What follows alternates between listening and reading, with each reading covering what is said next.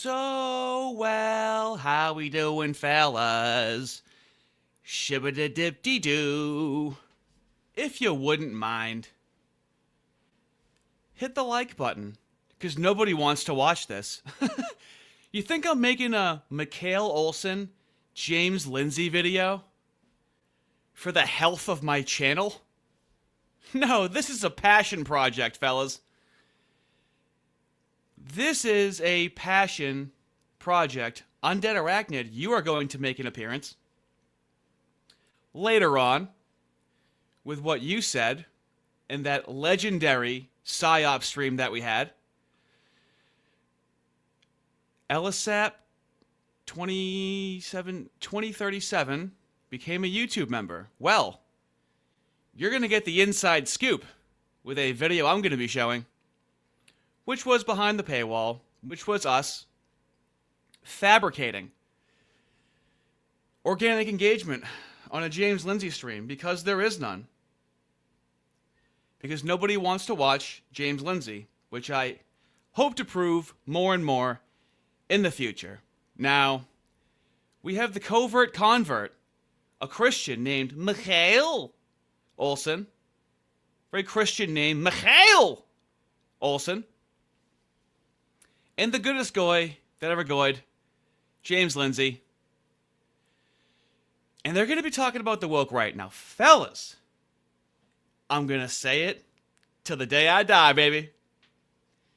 These people talking to each other about the woke right is like 5th grade boys at the lunch table educating each other about women's bodies. They have no idea, okay? They think the pee hole and the vagina are the same thing, okay? I mean, in their defense, I didn't learn that until I was probably like 22, okay? Neither here nor there. But they're going to be making things up in the name of trying to educate each other. Now, why do I focus on Mikale Olson? Well, I hate him. As was covered in the previous stream on Mikale Olson, he challenged me to a debate, then ran away, and then showed my spicy tweets behind a paywall. And of course, he said that he doesn't care about his YouTube. He's just a writer. And as was covered in that stream, once he went on Ben Boyce a few months later, he's like, yeah, I'm kind of like a videographer, like a video editor. I showed how he's not, and how he doesn't edit video. Oddly enough, since I'm just realizing this right now, since I made fun of him for having such piss poor audio, he jacked up the audio on this James Lindsay conversation. Now, Dave Rubin has said to Mikale Olson, oh, dude, you're spitting all the dog shit about the woke right. You should come on my show. And Mikale Olson is getting quite the bump on his YouTube channel. Pretty good for a writer that's not a video creator. In the last 30 days, he's gotten 450 new subscribers. He's starting to get some views on his videos. It seems like he may be selected, chosen, so to speak, the chosen one. He has no shame. He loves to push these ideas. He is worse than James Lindsay at pushing these ideas. Do you think it's possible? Well, it is. And he's doing it. Now, some reoccurring themes that you're going to see in this conversation between Mikale Olson and James Lindsay is going to be ridiculous analogies, which I'll give you a short compilation of that in just a moment. Wildly misguided misrepresentations, constant duplicitous contradictions as they're speaking. They love to be right and say they called it, like, put some more change in the James Lindsay was right jar. I want you to listen to how James Lindsay can never be correct, because he's constantly hedging his bets, constantly being duplicitous, and saying two different things at once. Now, this is 2 hours, this conversation. thinking to yourself, you're not going to watch the whole thing, are you? Well, I told you, this isn't to help my channel. This is a passion project. I find the sweet spot for such a video is 1.2 speed. I don't want to miss the intonation. It's just banger after banger in this. I got plenty of receipts. They're going to say that the white supremacists, of course, you know, they're not leftists, but they're now mask off saying that it's Nazis and white supremacists, just like the left. They're white supremacists and also moral and cultural relativists. A cultural and moral relativist doesn't believe there's any one supreme moral or culture, okay? Oh, they're going to be contradicting themselves pathetically. Oh, we got a homeboy on Kick. Always good to see. Fellas, as listed in the description, Rumble backup channel and Kick.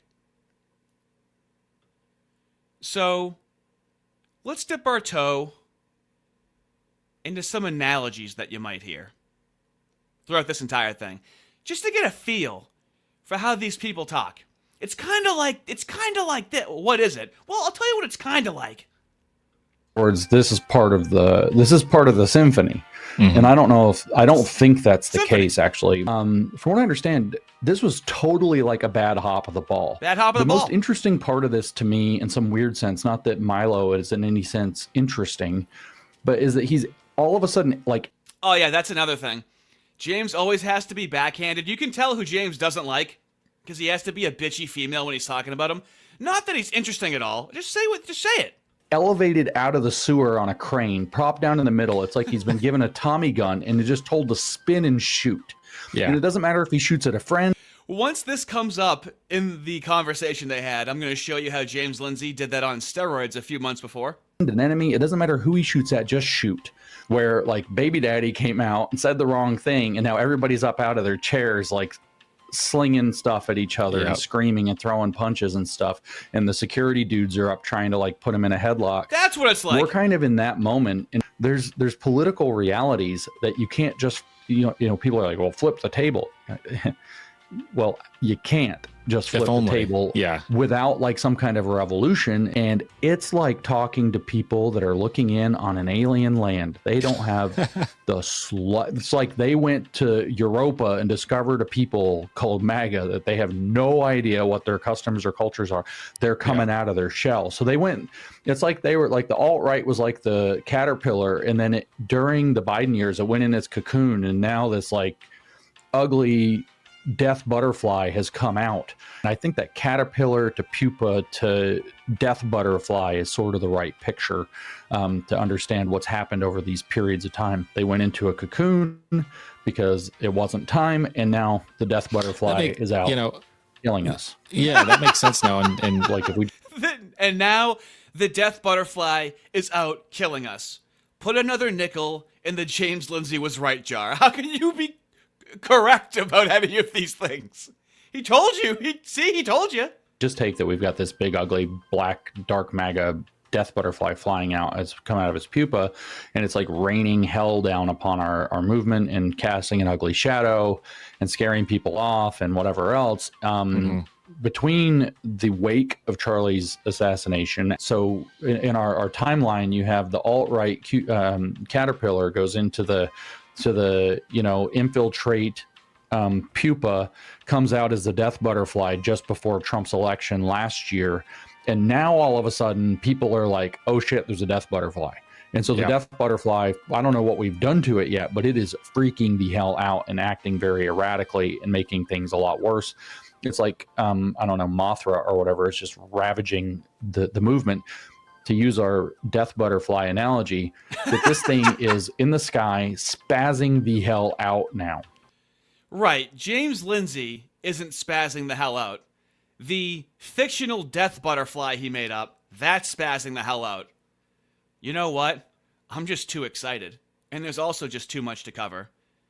Why don't you say we rip this condom off, don't even spit on it, and just drive that fucker in past the cervix? What do you say? Oh, let's Let's go. So, this is their second conversation that they've had. This is a James Lindsay interview with Mikale Olson, where is the Republican Party headed now? Can Gen Z survive? Now you better bet your bottom dollar. It's going to be influenced by Nick Fuentes and his appeal. And, let's see who you want to go with, all right? Be objective right now. Don't have any bias. We want to go with the Nick Fuentes fellas. Sure, it's a false dichotomy, it's a false choice, but that's what makes it fun. Nick Fuentes, or these fellas. Let's tap into it. Yeah, it's good to have you on again, James. Last time we talked, I feel like a lot of this stuff we talked about kind of has come to fruition in a very dramatic way. We talked a lot about... There it is. We were right. I don't know, like... About what? Basically the woke right, trying to destroy MAGA from the inside out and really pushing that effort forward. And we're obviously seeing that in a very, very in-your-face, unavoidable way. What have you been thinking as of late? How are you feeling about all this? Kind of where the conservative movement is going, where MAGA is going? Give me your thoughts. I got to admit, man, I mean, like you say, we're seeing this play out. Like, I knew it was coming because that's what we talked about. So there's receipts that we kind of knew something like this was coming. But it's undefined. We knew something like this was coming. I don't know if I'm as disoriented as the average guy out there, but I'm pretty disoriented with this. So hedging his bets, he knows everything and he's always right, but he is also disoriented and very confused about what's happening. Let's start with the relatable. Like, I knew that they were going to try to break MAGA from the inside. We talked about that, disorient the conservative movement, actually fracture it, misalign it, whatever operational goal, at least to shave some percentage off so that we're not winning elections anymore.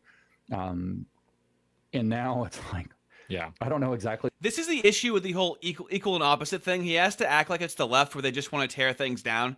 Yeah, it's not like the woke right, as he's calling them, wants a cohesive society that functions. No. They want to just tear it down. They want to have kids. They want to raise families in a torn down country. That makes sense. What happened. I feel like that trajectory was getting more and more clear.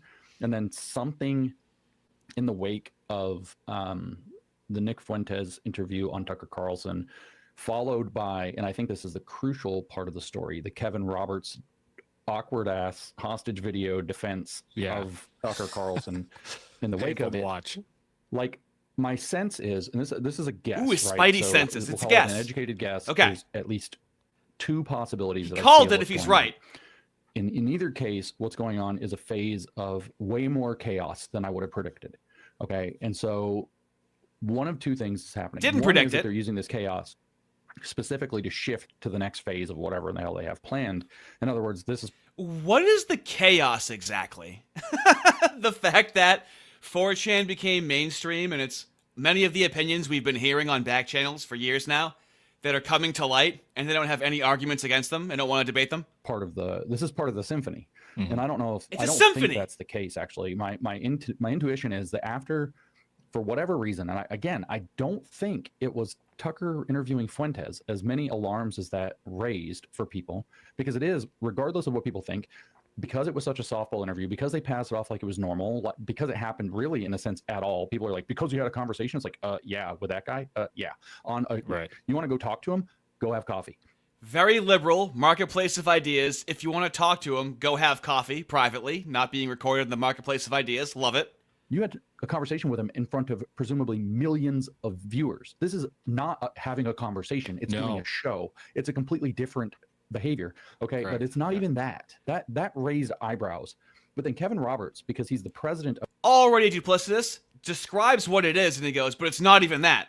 Oh, okay. So he's going to pollute people's minds with what he was just saying it is and ends it with it's not even that.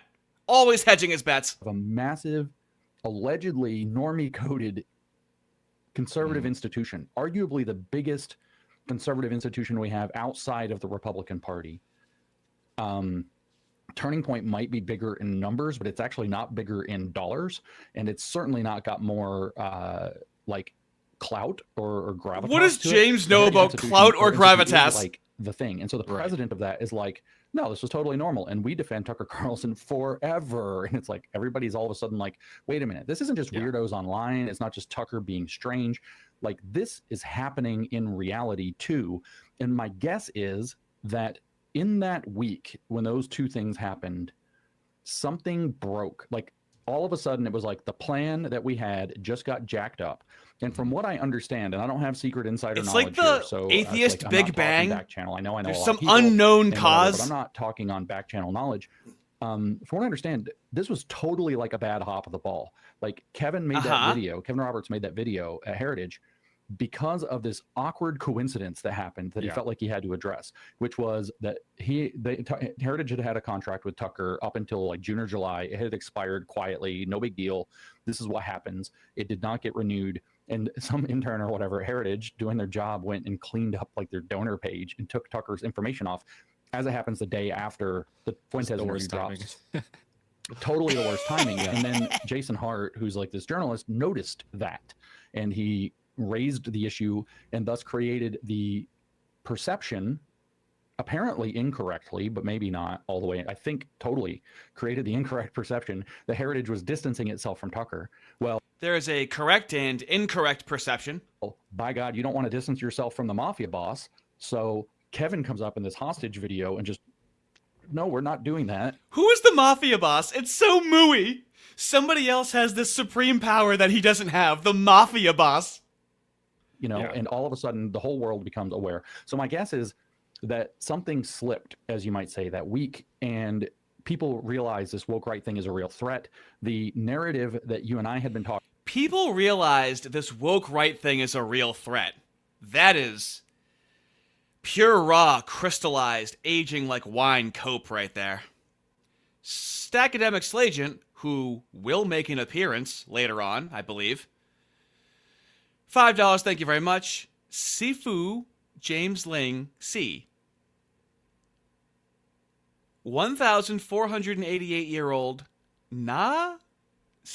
Nakeda emerges from the woke cocoon and induces a Gnostic miscarriage upon the womb of America. Namaste.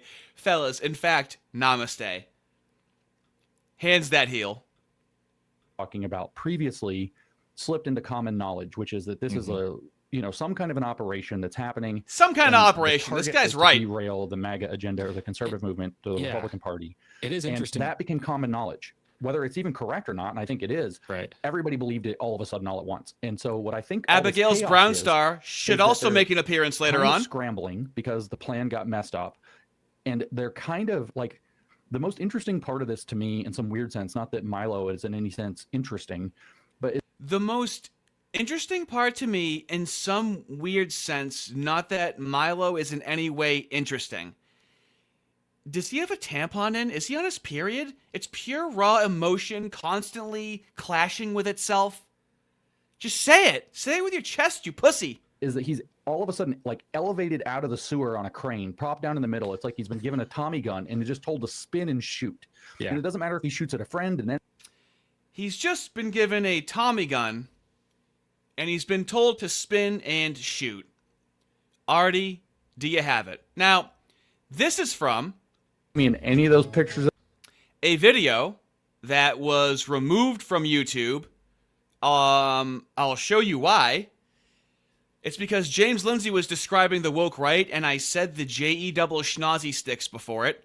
So in the transcript, it thought that was talking about the moose, which is what got it taken down. I'm going to do a re-upload of this video, fixing that. This video is from just over 3 months ago. And so remember, machine gun, okay? It's like Milo is hoisted up upon a crane and he had a Tommy gun just recklessly shooting at people. At the White House with anybody yet? No, you haven't. I was actually going to ask you, like, if you have any access to the Trump administration, because they can really use you as an advisor. I'm not just blacklisted. There's a halo of radioactive around me. People who are too close of friends with me are blacklisted from the administration. Oh, no. Because of these sons of bitches. He could really use you. And also, like, and people then come to me like, couldn't possibly be due to his behavior at all whatsoever. I'll show you his spray and pray method and him admitting that he's shooting wild. But let's see how this sounds if I ask James this question and then play this clip. James, how do you feel about the Jews? Whoa! That's what did it. YouTube made me remove the video for hate speech because of that word, which is why I've been careful to not say that word. So keep in mind that I said, what if this was said about the JE double schnazi sticks? What power do they have? And I'm like, seriously, dude. They control who has access to the fucking White House. They control conservative media. They control the conservative movement. What power do they have? Are you out of your fucking minds? Now, let's employ a little bit of Occam's razor here, Jimbo. What's more likely? That it's the woke right that's gatekeeping people having access to the White House, something you've been prattling on about for less than 2 years, or people with a 2,500-year history with many expulsions under their belt, where it's public knowledge that their money influences our politicians? Which one is right?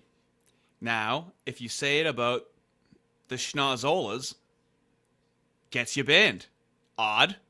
James's penchant for being a provocateur. Throw stones at a beehive, and then he's like, "Why am I being stung? Yeah.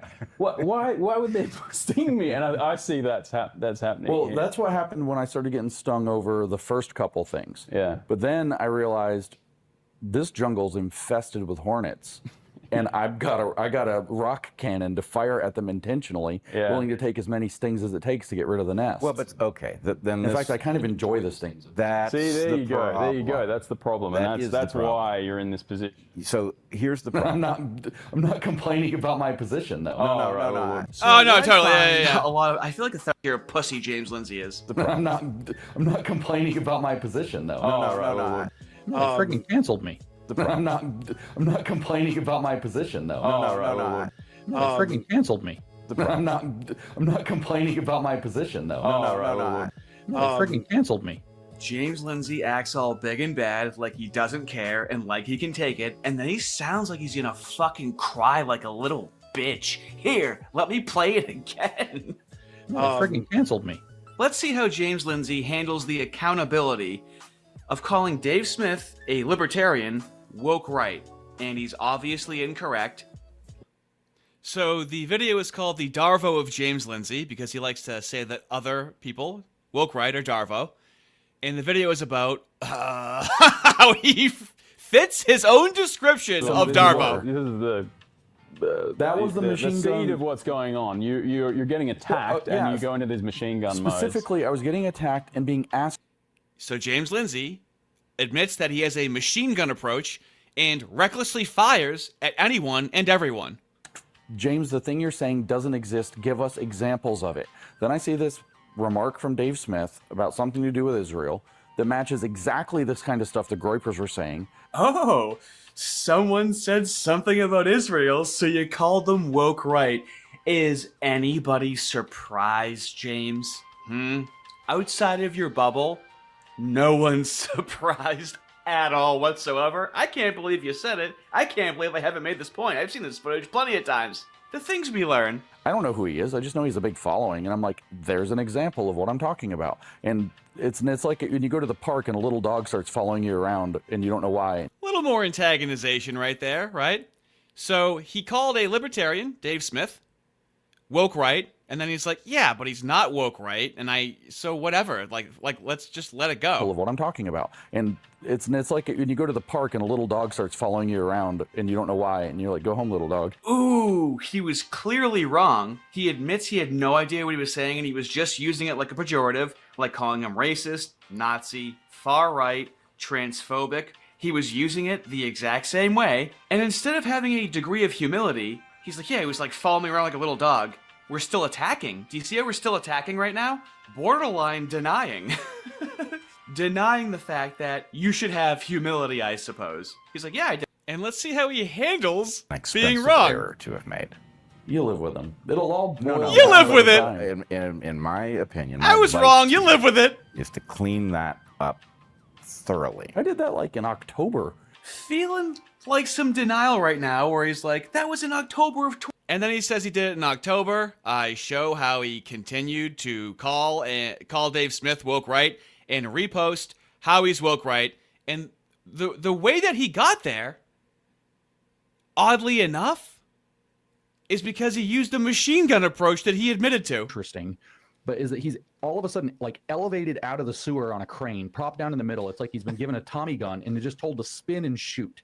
Yeah. And it doesn't matter if he shoots at a friend, an enemy. It doesn't matter who he shoots at. Now, this is the issue with James Lindsay, is he does these things and he is never held to account. And it's very easy to like James Lindsay if you ignore every single thing he does. Matty Ice, $5. Thank you so much. Why do you think woke right is used instead of anti-Semitic right? To obscure mooish in-group efforts? Making up a new vague term seems inefficient.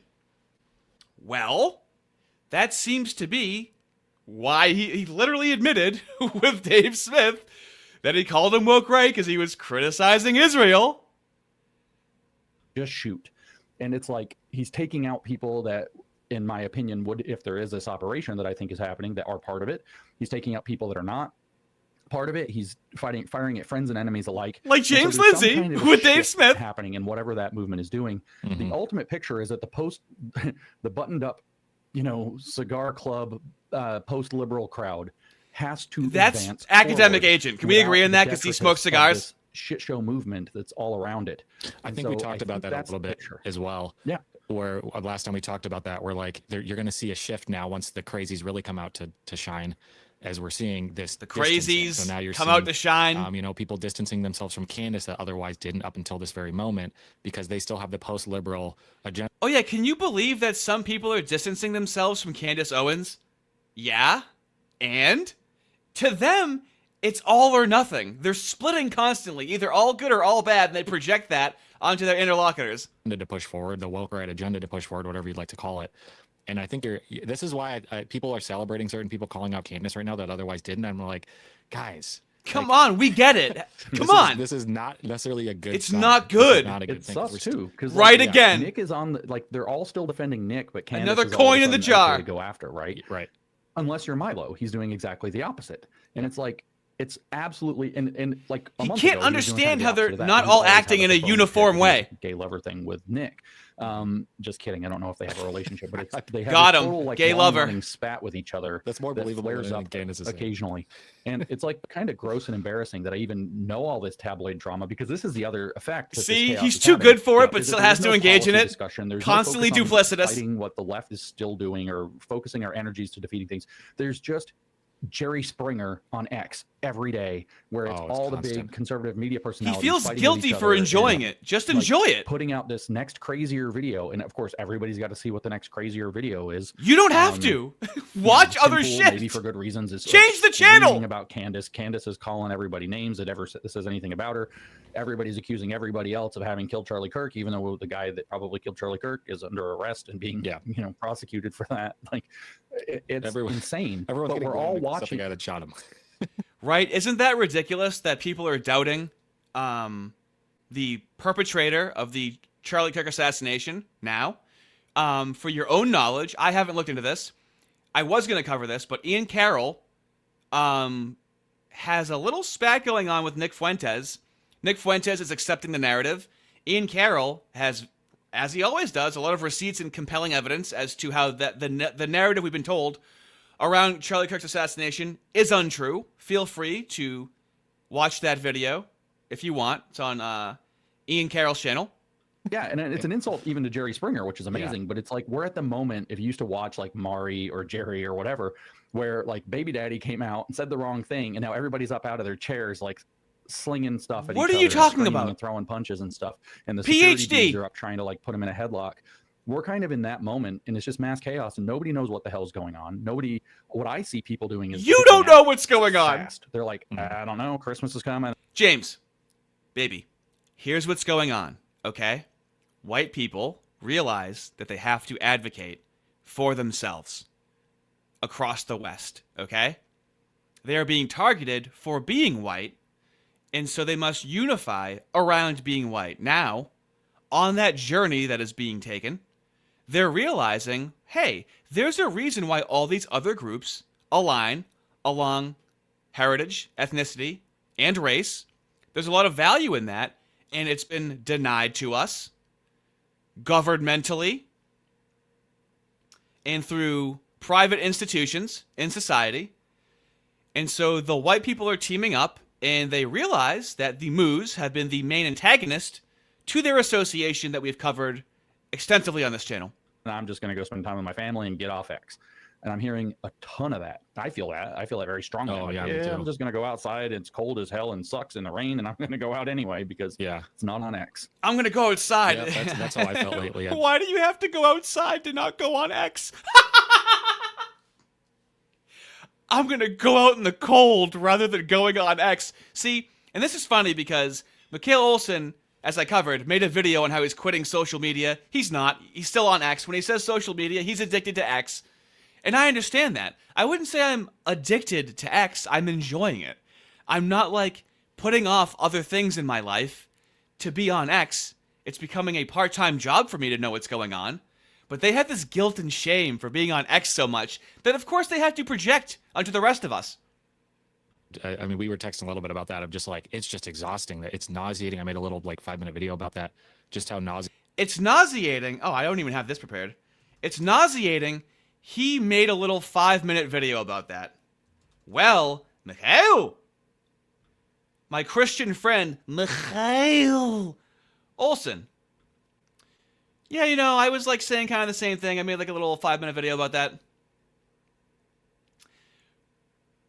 Why social media sucks now and why I'm leaving it 2 weeks ago. It's a 22-minute video. That was almost a 23-minute video. A little 5-minute video. No, you made a 22-minute video on how you're leaving social media. It wasn't a critique. And he didn't leave. He deleted his Instagram to try to make that partially true.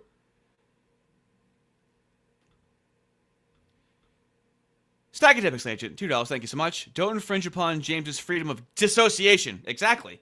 Fellas, you're talking to an atheist, liberal, civic nationalist. And boy, oh boy, are you going to see the fruition of those 3 identifiers in the next few months. Boy, oh boy, was I forward-thinking with those identifiers. You'll see. It's easy to win on the grounds of liberalism, freedom of association. I mean, it's really easy. It is, like, you know, having to deal with the constant rebutting of every lie that these people drum up. It's like a new thing every day. And what do you think I'm doing right now is I'm about to address all of the lies that come up in this video. Do I seem stressed out? No, I don't seem excited. I seem really like, this is so frustrating. What am I going to do about all of their lies they're telling? They lie. They lie more than anybody I've ever seen in my life. It's not lies that are like it's not even lies that are promoting a certain political policy or narrative that would kind of maybe be useful to debunk because it would let us shine a light on a certain, you know, political policy that we want to. Oh yeah, this guy followed the last stream. Fluoride Days in the kick chat. Love how he upgraded from a truck hat to a Bass Pro Shop hat. Dude, his hat just said truck on it. Look at what actually, that's a good point. Look at what he's wearing right now, his Bass Pro Shop's hat. Isn't this like the White Dudes for Kamala video where they're trying to dress up extra right wing? Or whatever. It's just nonsense, like personal drama, people calling each other names. It's like a mass food fight.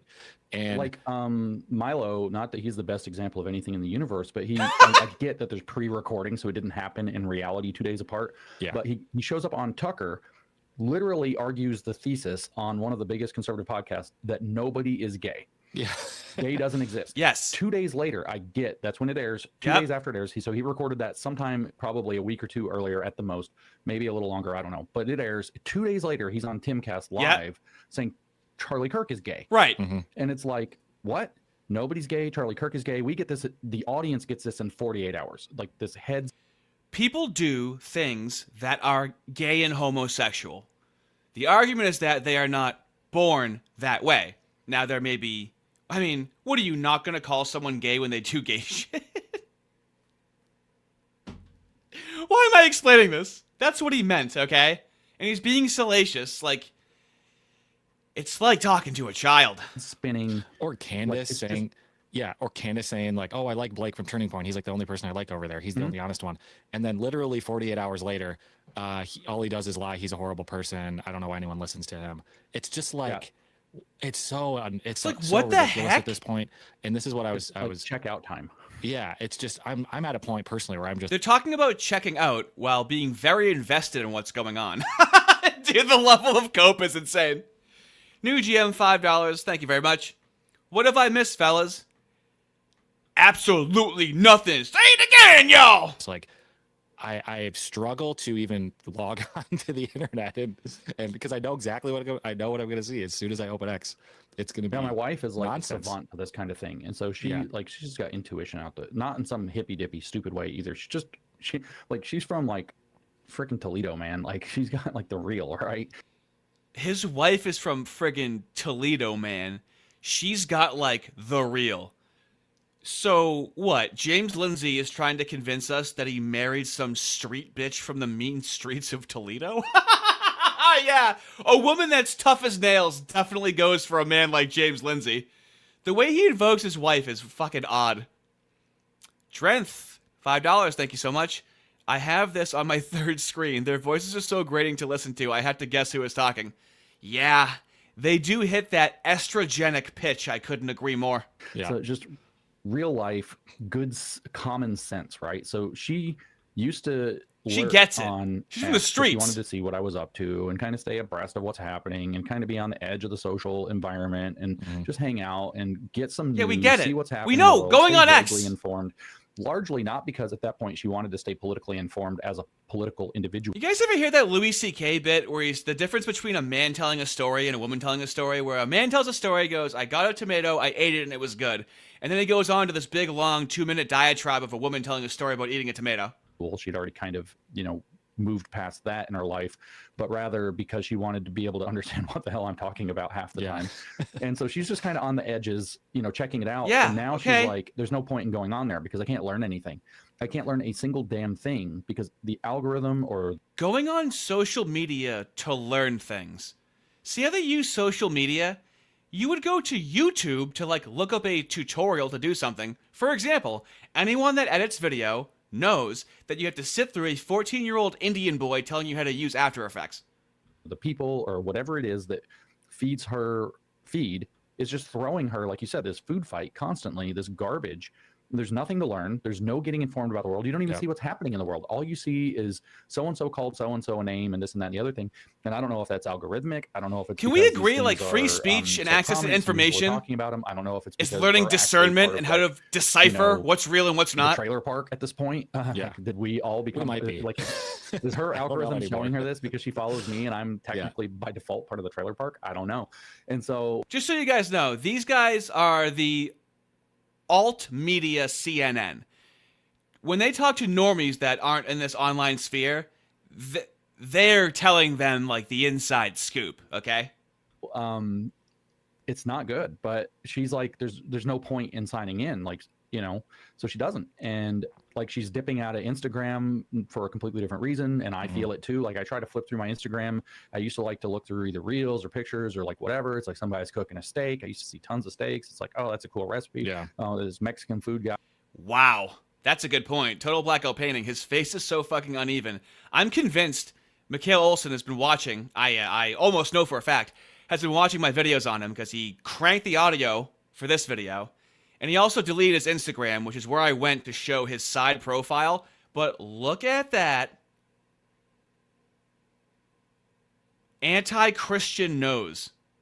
Look at that thing. That's a good point. I didn't even realize that. What the fuck? I learned how to make salsa on Instagram, and now I can't even buy salsa because I make freaking good salsa. Yeah, so it's I make freaking good guitar, salsa. All this kind of cool stuff. And now it's literally probably 8 out of 10 videos or pictures that I see on there are AI. James, you're a mathematician. Reduce your fraction. 4 out of 5. And it's I don't want to watch AI slop all day. And my wife hates it. She hates it more than she hates anything on earth. And I get it when it's a joke. It's even getting a little old. I get it when it's if you want a basic explainer video for how projectile motion from physics works and AI animation is fine. Who cares? AI is dumb. But, right? God, do I really need to see a cartoon of a guy playing a guitar? No, you don't. Do I need to see a picture of some, scroll past house it on a mountainside that's not real? No, I don't. Right. I need to see not real things. And so that's all it is. Do you see how important doom scrolling is to these guys? This is a female conversation. Yeah, so then just scroll past it. You're going to see things that it's for free feeding you information constantly. and that's up to you to decipher it. Now, if you can believe it, James Lindsay is not good at this, which will be covered later when we psyoped the fucking shit out of him behind the paywall. Oh, Lord. Oh, boy. That's coming up later. Or it's like political podcast clips from Candace or Nick or people that I've, especially on Instagram, I've noticed this because I think what's happening on X is kind of starting to bleed into other platforms a little more because, you know, I just, over the last, I think like maybe 3 weeks ago, I just deactivated my Instagram and I haven't been on it at all, which has been honestly really nice. Same with Facebook. He wasn't using his Instagram that much at all whatsoever. What he would have to delete is his X, which I'm not even going to go through his X. It's boring. It looks like James Lindsay's X. Because it's just I've been going on Instagram and it's just and I don't click on political stuff really on Instagram. It's mainly just like photography. Yeah, we stuff, get it. It's like Instagram stuff I'm interested in my personal life outside of politics or travel stuff or things like that. Yeah, good for you. And now it's like I go on and I go to the For You page or I start scrolling through and I don't see anything from people I'm actually following anymore. It's either AI garbage or it's Nick Fuentes, and I don't click on any of that stuff, so I don't know why I'm being fed it. To think that your entire social media is living rent-free in your head, that's all you're noticing. There's many other things on social media.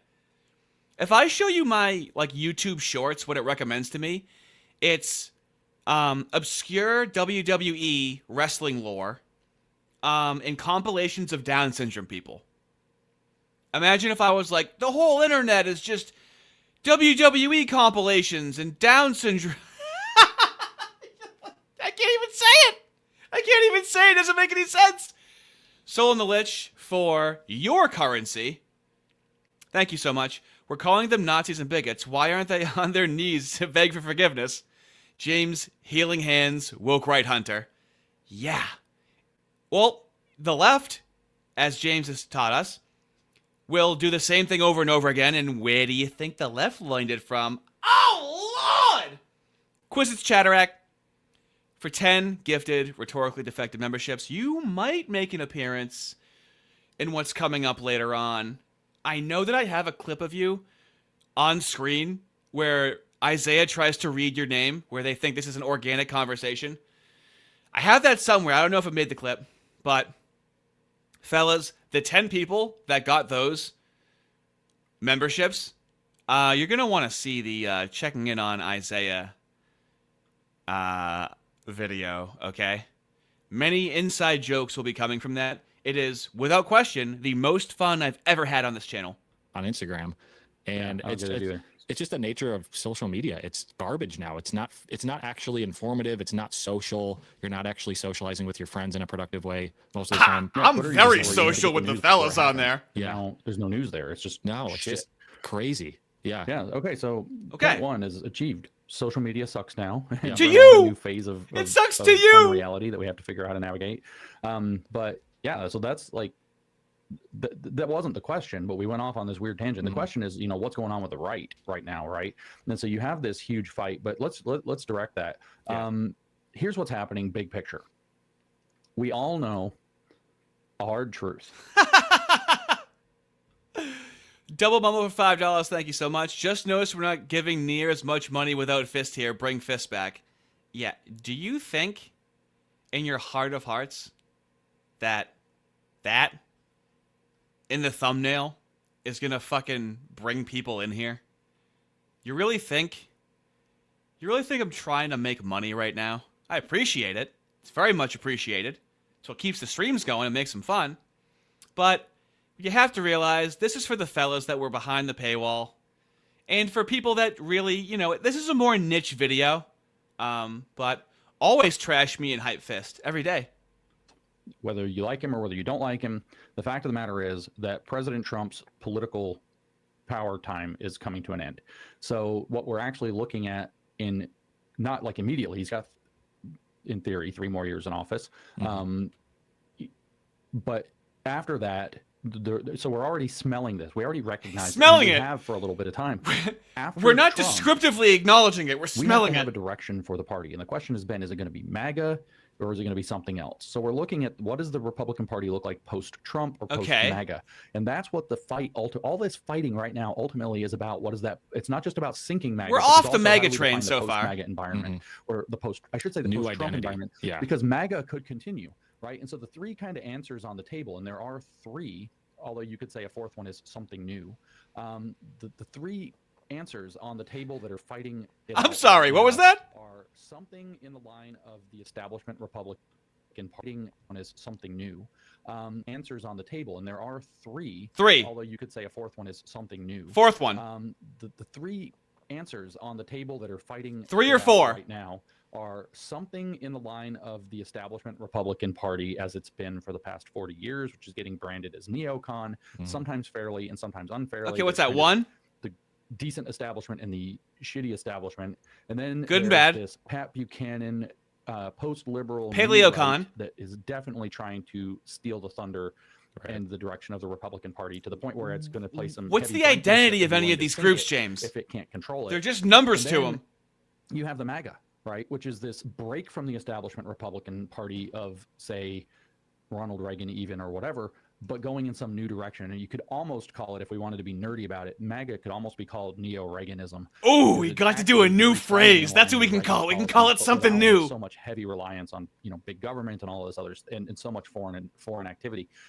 Trump is a little more isolationist or contractionist in that regard. So what we have then are these three, and you could argue that something new is always on the table, but we have these three or 3.5 for the Republican Party. 3.5, 4. He's always right. The bad rhinos / Republican establishment, which has a good side too. Is it going to be MAGA, or is it going to be this new Buchanan right thing? And of course, the new right has two kind of win strategies. The woke right has two win strategies. One is to gain enough momentum to take over the party directly. The second, it's 3, 3.5, 4, and here's what their strategies are. You gotta love it. You gotta love it. Strength for $14.88. Thank you so much. I really appreciate it. I am guessing Peter Boghossian and Helen Pluckrose did the legwork for the woke scholars. It was too clever for this fool to do on his own. Well, what if I told you, and I've made this point before, when you go to New Discourses and the oldest videos, it's Peter Boghossian having new discourses with people. When you go to the original videos on here, and for some reason, New Discourses wasn't supposed to be just James Lindsay. But as you can see, and we got Helen Pluckrose here. Let me try and fit her on screen. I don't think I can.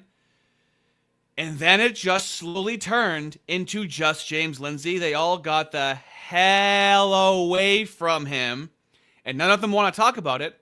Also, fellas, it's looking like I'm going to be talking to Ben Boyce on Monday. I don't think it's going to be live, but I don't know how hard I should go at him. It's a conversation. I do have some criticisms of Ben Boyce, some questions to ask him, but he'll be asking me questions. We'll see how it goes. Suck Duck for $2. Thank you so much. How much for a utilitarian pragmatist party? I don't know, man. I don't know. It can't just be utilitarian pragmatist. That's too atheist. There has to be the Christian prescription, okay? I can't lead. Double Mama for $2. Thank you. You're right. No nick in the thumbnail hurts views. Yeah, it does. And I'm not just here for views, okay? Fellas, if you're making content, okay? For every 4 or 5 videos that you make for the algorithm, you gotta do one for yourself and your community. That is a good ratio. In case you didn't know. Is to sink the party in the short term so that people get so pissed off they'll vote for a dictator in theory in 2032. And so they have these two, it's like kind of two-pronged strategy that they get to play. Two-pronged strategy, 3 to 3.5 to 4 different types. On cruise control. He's just throwing numbers out there. Trying to get back in the door, but everybody kind of hates them to a point where it's like genuinely unfair to the good ones. Yeah. If you don't like the stream, you are a degenerate. Who the good ones are and who the bad ones are. You also might still be a degenerate if you like the stream. But then I've talked to a whole lot of guys who are solid guys or good guys that get into, state legislatures or even Congress, and what they run into is like, bro, you can like it or you can hate it, but there's a machine, and if you don't play inside the machine, you get nothing done. Yeah. You become absolutely That's the establishment, totally right? Destroyed in the primary in your next election because you were a complete loser and got nothing done. That is, yes, we know. The machine has the power to box you out, and you, the and establishment, me, as the average voter, can be as pissed off at that guy as we want for caving in and doing deal making. But there's no other way to play the game. And so on some level, there's like there's political realities that you can't just people are like, well, flip the table.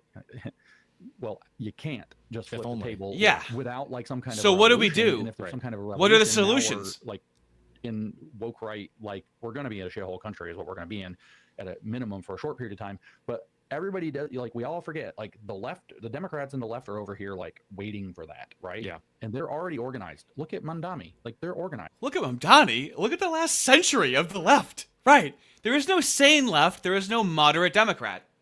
Yeah, that's why we're annoyed with you, James, because we're trying to focus on the left while the right has power.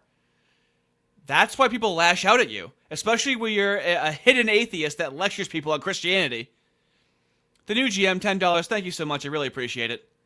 Last time I saw Bogosian, he was talking to someone vaguely aligned with the dissident right and seemed deeply depressed that he had to acknowledge some points that were made.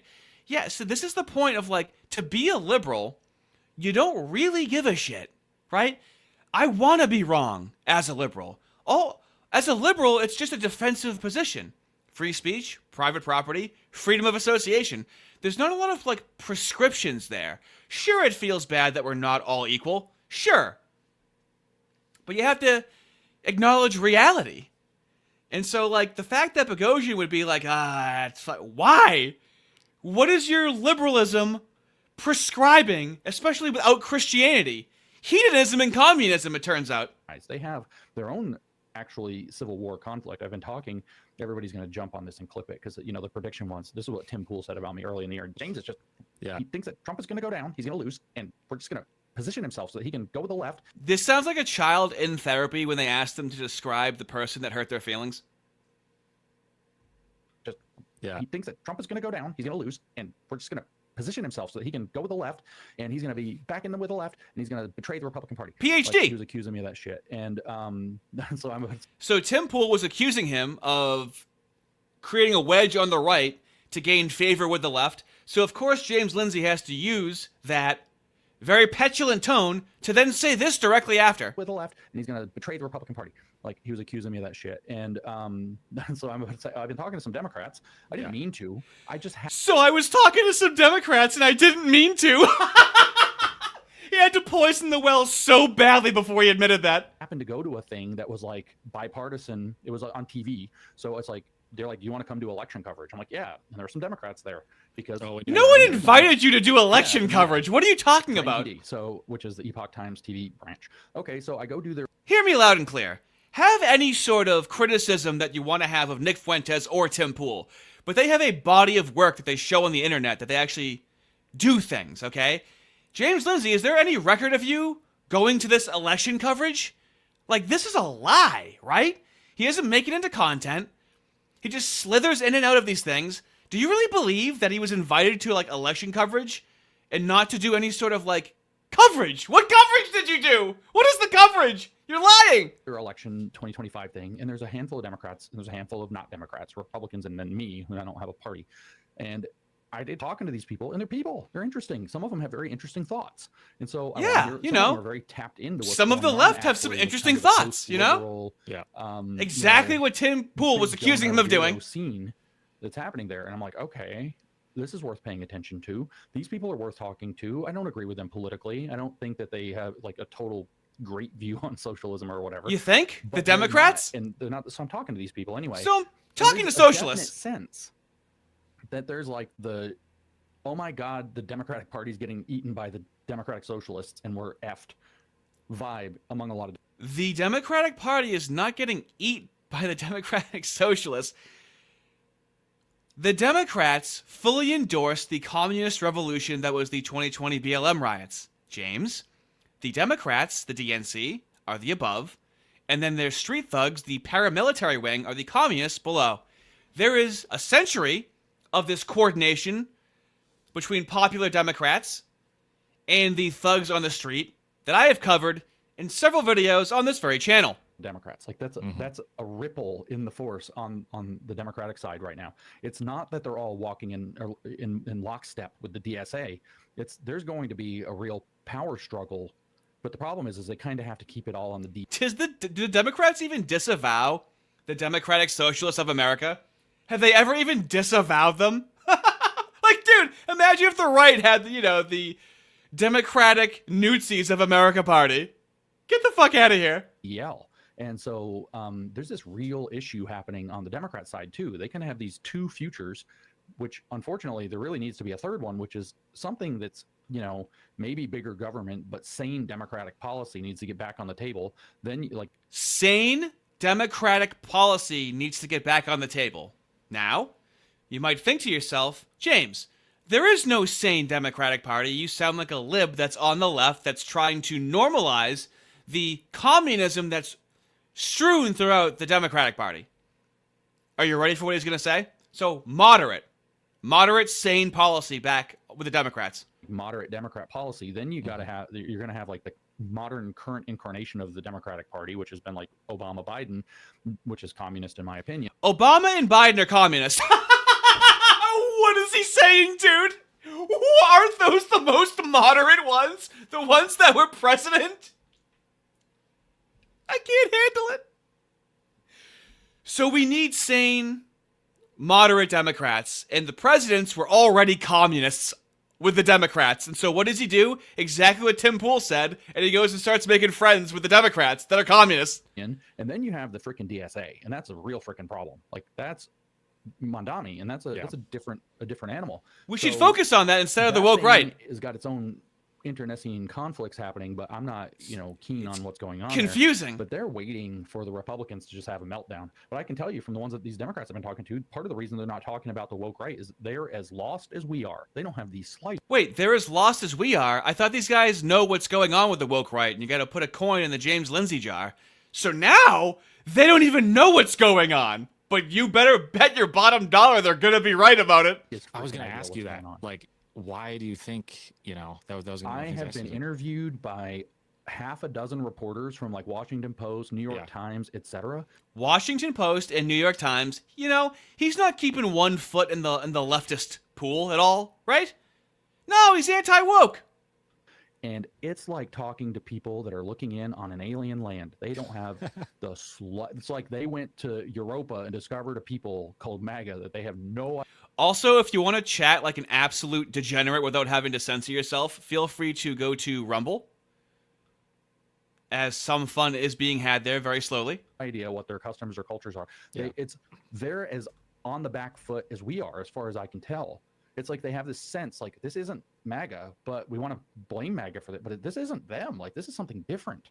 Yeah. And it's kind of like this. Nobody knows what's going on. No one knows what's going on.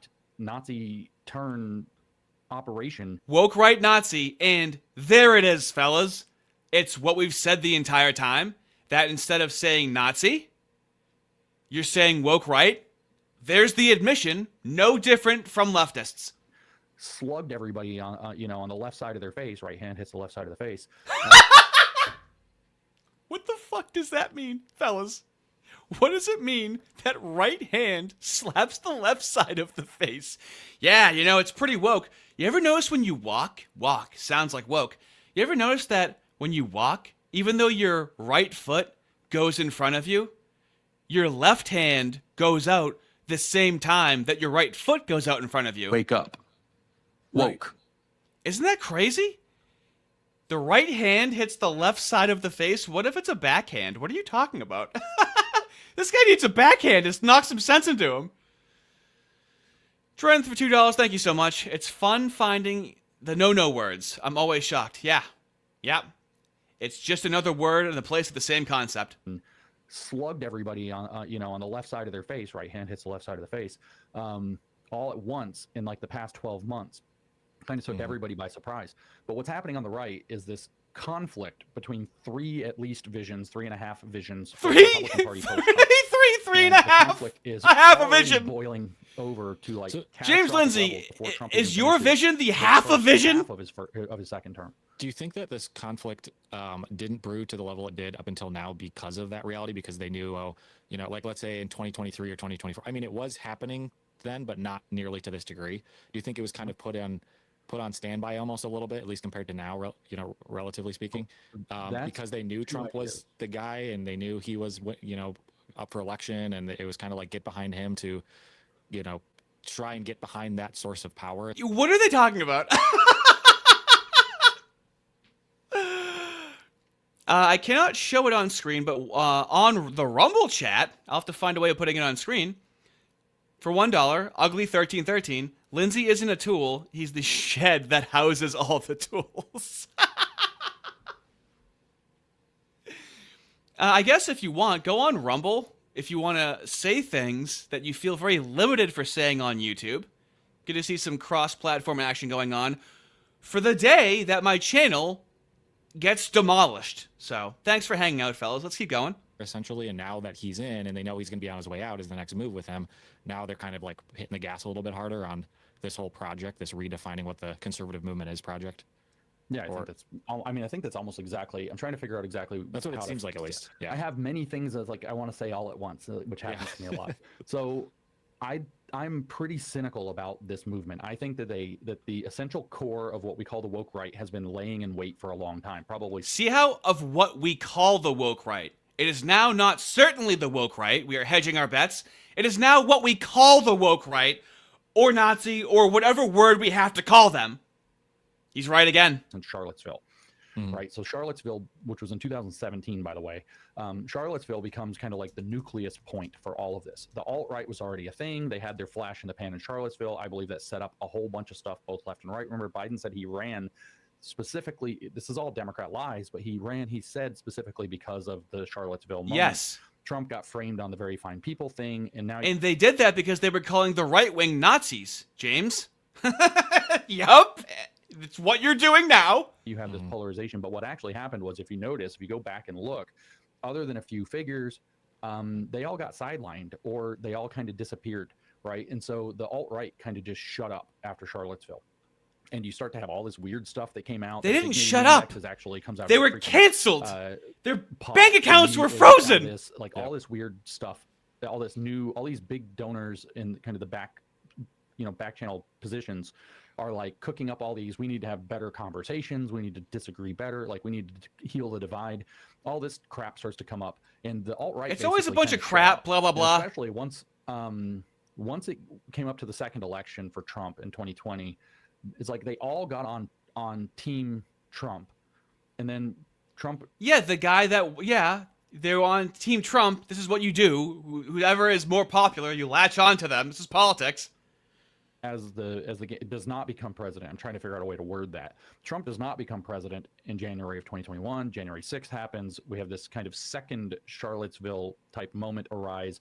And what happens is the so-called woke right, as we see it now, actually ingratiated itself very fully into the established MAGA / Republican apparatus. Again, those three visions are still happening. Three visions, and that's without getting or 3.5, like traditional possibly 4. Religious conservative, monarchist, right winger, and classical liberals. Without you get these three visions for the Republican Party, and they're Caesar the Great for $2. Thank you. Just wait until James discovers Gypsy Crusader.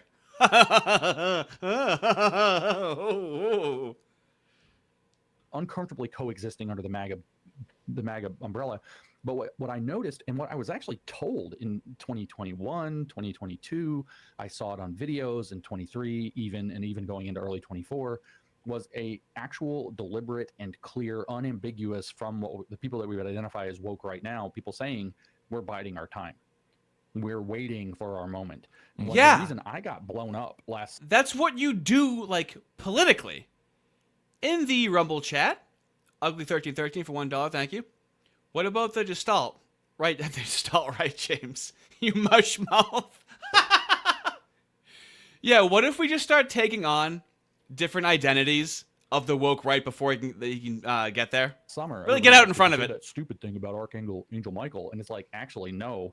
What I realized around that time, and specifically extra because of that attack that I got over this stupid thing, was holy shit, they're going to make a move. Like, they're coming out of their shell. Yeah, at some point, people make a move. Alt-right was like the caterpillar, and then during the Biden years, it went in its cocoon, and now this, like, ugly death butterfly has come out. There we go. And so, yes, they are they have been very explicit. Fuentes has said this. A lot of them. Why not a hornet? Why does it have to be like a death butterfly? Oh, the cocoon? Is that what it is? He's going to be. I've heard Curtis Yarvin say he's not doing 2% of what he needs to do. Aaron McIntyre, not his real name, says something like that all the time. Not his real name. He hates Aaron McIntyre so much.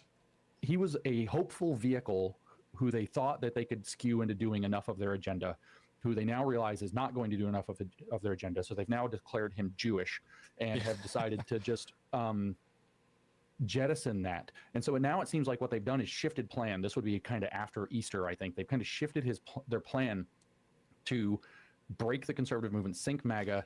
Isn't it funny how, like, he's influenced by the Moos so much, and he sees that the Moos orchestrate everything, that he automatically assumes that the woke right is orchestrating everything? Like, dude, you're thinking about it more than anyone else is, because you know how your people do it. And redirect the post-Trump conservative movement in their direction, if necessary, through the pain and despair of another Democrat-controlled government, which was their best recruiting ground ever. Like COVID, the identity politics, the drag queens, they were able to recruit off of that right under our noses like crazy. But they said they were biding their time. I mean, I have a video. I keep it on my phone for opportune moments where Jack... I have a video. I keep it on my phone for opportune moments. Wouldn't you just post it? Do you see how, like, this is how a liar talks? But he does it so quickly, a lot of people don't realize it. Just show the video. You should have brought the video and, like, has he showed anyone this video? Why does he keep the video on his phone? Is he fucking 70? What are you doing? Is it on a memory card? Is it on a micro SD card in your Huawei Android phone? Posobiec is being interviewed by Dave Rubin, and Dave Rubin's talking about this Frankenstein's monster of classical liberals, traditional liberals, religious conservatives, traditional conservatives, not traditional liberals. But we got this Frankenstein's monster kind of operating under MAGA, and how's it going to stay together? And Posobiec is like, no, the Frankenstein's monster is the intersectional coalition, so he just deflects away. And then he just literally says, it's really useful that us... Okay, fellas, I want you to believe if Jack Posobiec really said this. Now, we don't have any evidence, but even if he did say it, even if Jack Posobiec really did say this, let me know how you feel in the chat and I'll put it on screen. He calls himself a Catholic integralist monarchist. That's how he describes himself. Posobiec does? He says, yeah, that's what he says in this video. Yeah. And so he describes himself as that, and he says it's really useful to us like a Catholic integralist monarchist because we're going to say things that go too far. It's useful for us to have a classical liberal in the room to say, hey, hold up. To help us, he doesn't say help us hide our power levels, but isn't that great that I'm essentially operating as like the classical liberal that is funneling people toward the fucking right-wing monarchy? That's the language. Yeah. That's the intention of his message. That's the language that would be used, like from Fuentes, hide your power levels. And he says, so eventually, though, we're not going to keep doing this. And Rubin's kind of taken aback, and Jack plays it off like it's kind of one of his like sly jokes, and it's very clear. This is the spicy video he has. We're waiting, and we're going to blow this thing up for our own agenda. We're using you, and we're going to blow this thing up for our own agenda when the time comes. And in my opinion was, once they started to realize that once Kamala Harris actually... The guy in the hat looks like his birthstone is a crack rock. Who is that? You want to know who that is? Well, that's the guy in the hat that looks like his birthstone is a crack rock. That's the best you'll ever know him. The more you learn about him, the lower he will go in your mind. That's the best interpretation you'll ever have of him, and I envy you. He replaces Biden in the election last year. That's when I think they press the go button on this. And like I said, I'm cynical. I think there are people who are coordinating an operation. You think? The go button. And as I described on Twitter the other day, there's this organic, change is always dynamic that you have neurotic who produce a movement. About an op eventually takes off. Because he sees the moves. Sustaining, although it still needs agitation. Enacting an op constantly. From the pros. So I think that there are these cynical operators that are pushing this, and they push the go the moves when they realize that if Kamala Harris wins, it'll be very easy to agitate a very angry right into believing that democracy or the republic is dead. Therefore, it's time for a civil war. And now what he's saying here, I understand. But instead of like being afraid or like neurotic, I make the point that, like, listen, liberalism was subverted. Our country has been subverted for a century now. I'm with you on, I'm against the Civil Rights Act. I'm against the Hart-Celler Act. We've gone through a lot of subversion. And I understand why you want to throw away the system. I understand that. That's how I handle that. I'm not like, oh, you want to throw it away? This the death butterfly. Can you hear it? It's flying around right now. The death butterfly. That benefits totally, nobody. And then if Trump wins, they have this opportunity to play the can we turn him into our instrument? Can we fill his administration? James Lindsay hasn't been turned into a mooish instrument at all. Everybody's now panicked that might have happened. But it happened less than I think they wanted. You can tell because they're so frustrated that Trump isn't doing what they want. And then plan B on that track was we sink the whole ship and try to take over the remnant. And I think that's the playbook that they're running now. So yes, I do. The question you asked was, do you think that they're doing this intentionally because they see their opportunity with Trump's election? And the answer is slightly more complicated. I think they saw yes and no. Hedging his bets. He's right again. again. Operators biding their time. I believe that the germination point of this germination point. But for that to have occurred, there had to be planning and organization beforehand. And now it's cocoon. It's growing. Caterpillar to pupa to death butterfly is sort of the right picture to understand what's happened over these periods of time. And I just remind you, I put up this video somebody told me about the other day. They sent me the YouTube link. James Lindsay is so annoying that even if there was a death butterfly in the sky, as he describes it, I would say he didn't say that was going to happen at all. That's how annoying James Lindsay is. I got the clip of Nick Fuentes talking to Richard Spencer in 2018. So Fuentes is like a baby in this clip, right? March of 2018. Oh, hold it against him then. That's, almost 8 years ago. No, it's over 8 years ago. No, almost 8 years ago. Sorry. I'm a mathematician, I promise. He's PhD mathematician. Can't tell you what was 7 or 8 years ago. That's how excitable he gets on this topic. That's how emotional he gets. Almost 8 years ago. Fuentes is like 20, 21. He looks like a baby. Richard Spencer is obviously this carrot. Whatever you think of Richard Spencer, just go ahead. But the thing that they're discussing. That's crazy. Do you hear what he just said about Richard Spencer? Hey, think about Richard Spencer whatever you want. What? What he said about Nick Fuentes? Isn't that guy way more of a white supremacist, classically, than Nick Fuentes? But in this situation, Nick Fuentes is enemy. He is the isolated target. So he doesn't want you to be as mad at Richard Spencer. You have to be solely mad at Nick Fuentes. So think about Richard Spencer whatever you want. Sorry, I'm a mathematician, I promise. So almost 8 years ago, Fuentes is like 20, 21. He looks like a baby. Richard Spencer is obviously this carrot. Whatever you think of Richard Spencer, just go ahead. But the thing that they're discussing by name, naming not just the guy, but the theory, is Alexander Dugin's fourth political theory. They are very specifically talking about how it's the need in March of 2018. So James Lindsay saw a video from 7 years ago. What the right wing needs or what the conservative movement needs. And he's like, they've been planning it for 7 years now. Molded around the idea. That's what the moos do, you idiot. So he thinks they're doing that. Dugin's fourth political theory. It's not a fourth political theory. It's let's smash some of communism into fascism and call it a replacement for liberalism. Therefore, it's the fourth political theory. But Dugin describes it ultimately as a more communistic form of National Socialism.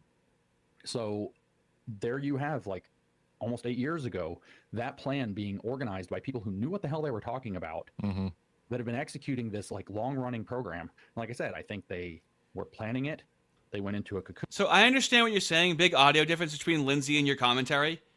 It's kind of jarring. I know. I want to make my voice louder because it's extra annoying to listen to them talk. Let me give you their audio as it sounds. Because it wasn't time, and now the death butterfly is out. Killing us. Yeah, that makes sense now. And now this is my voice. To this year, you have Nick Fuentes very recently saying we need to unify with the radical left, and I understand what you're saying. We need to give up free market enterprise and capitalism. But unfortunately, it's this weird mixture. Mikale Olson watched my video and cranked his audio instead of balancing it. Fascism with their or I was going to say Protestant with some of them, but Nick Fuentes is very Catholic. With their American flavors mixed in there.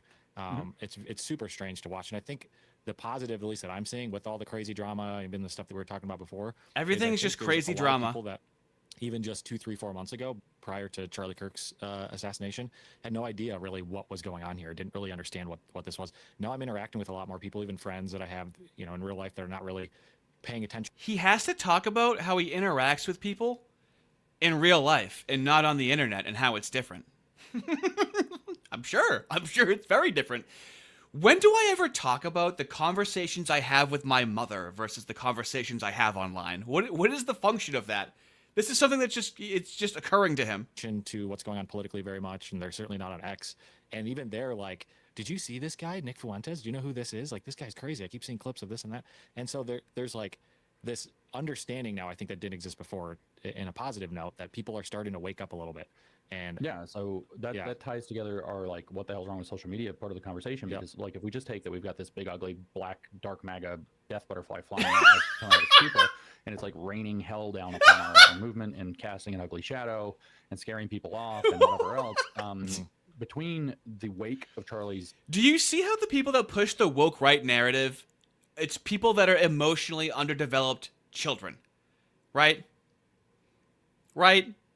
You have to make it seem like a scary monster. If you don't eat your vegetables, the scary death butterfly is going to get you. Assassination. Actually, the Iran strike was huge also before that happened. So you have like the Iran strike, and then you have Charlie's assassination and the fallout from that, which has been like the gross, at the minimum, there's this gross striver activity trying to like claw its way into the mantle of Turning Point, or tear Turning Point apart, or subvert Turning Point, or to redirect. They're trying to, whatever they're trying to do with Turning Point is all a disaster and gross. Like, we can have whatever arguments we want. It's all a disaster and gross. I'll try and work the slider some more if that helps the audio. This entire like influencer apparatus, Groyper adjacent cloud of shit is tearing Turning Point apart, probably for a variety of really stupid reasons. Candace seems to have some grudge. It might be operational. It might just be that literally she had some weird crush on Charlie and always thought she'd be able to fulfill it. And now she's going to have like this. Let's mosey on toward my favorite part. Okay.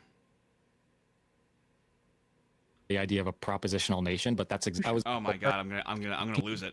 I'm gonna try and behave. I'm gonna lose it.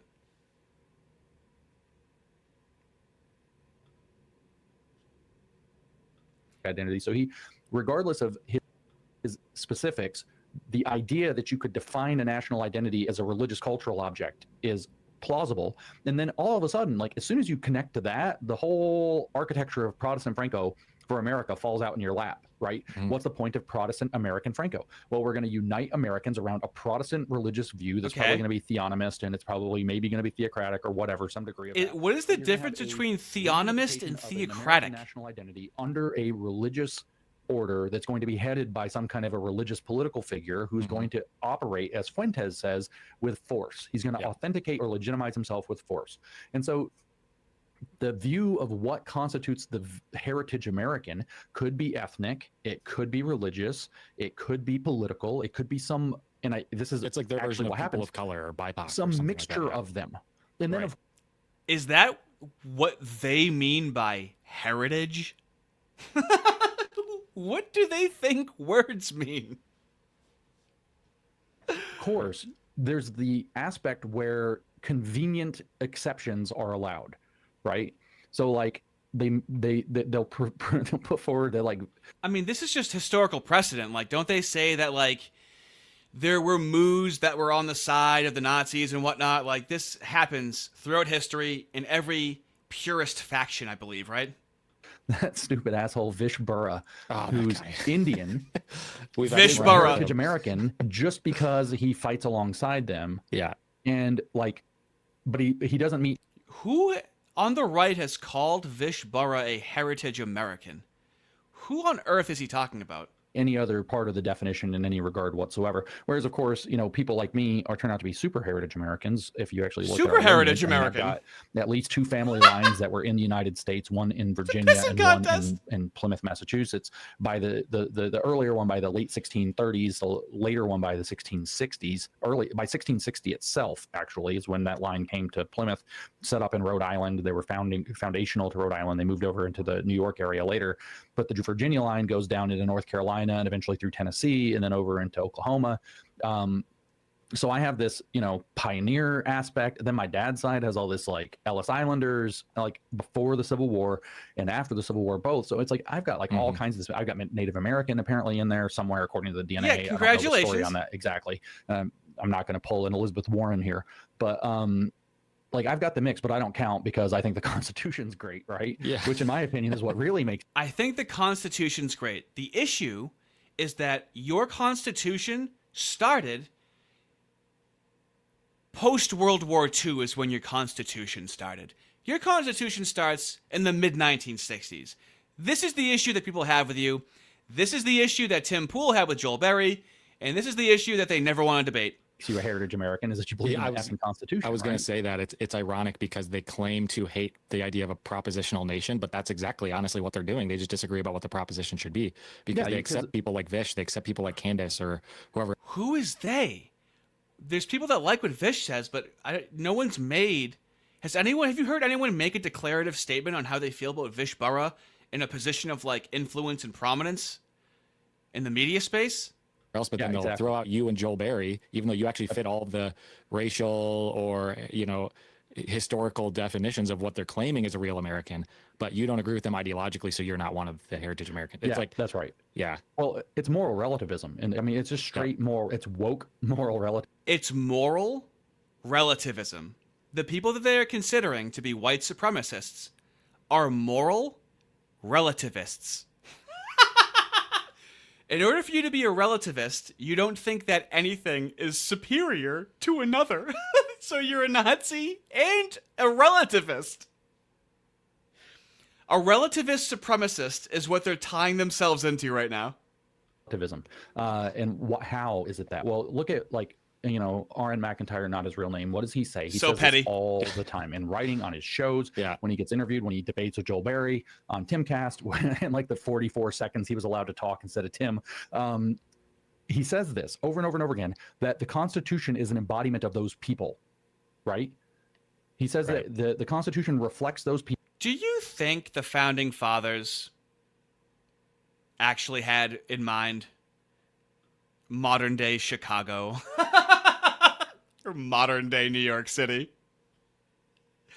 Just use your brain a little bit. Mighty Meme King, $2. Me mom died in the holly. Sorry about that. Careful when you take a shower. You wouldn't want to wash your body with your own mother. People, since we don't have those people anymore, the Constitution doesn't really apply because we're now a much more heterogeneous society.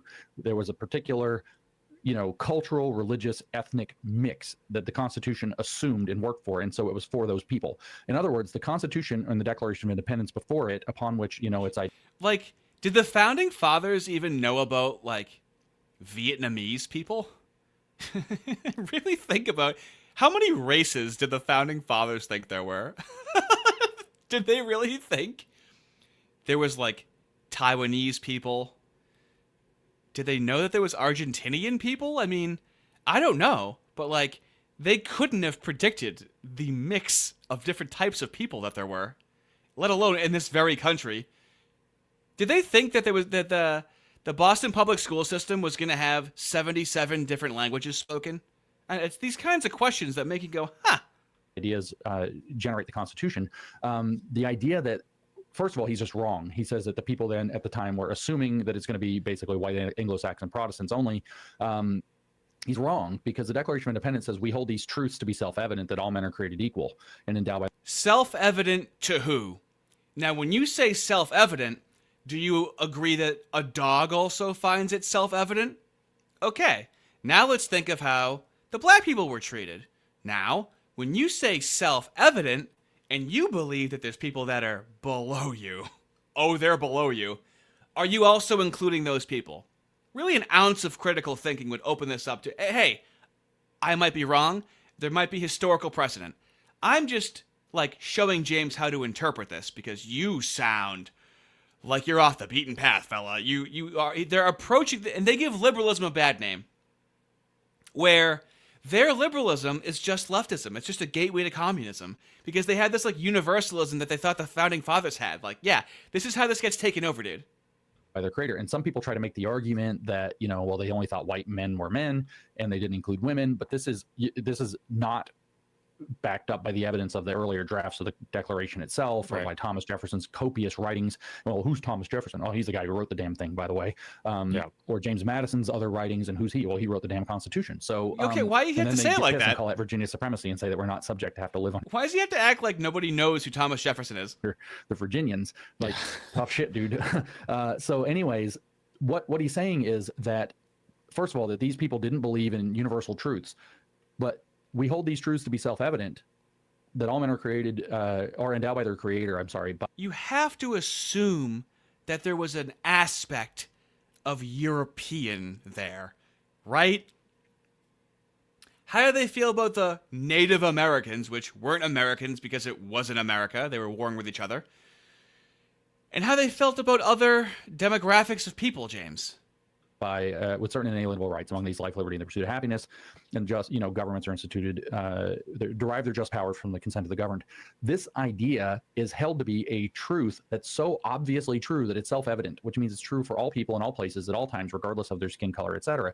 The idea. Okay, let me try to explain this to James. Now, fellas, as I'm making fun of James, right? You view it as self-evident when I'm making fun of him, and that's why it's funny.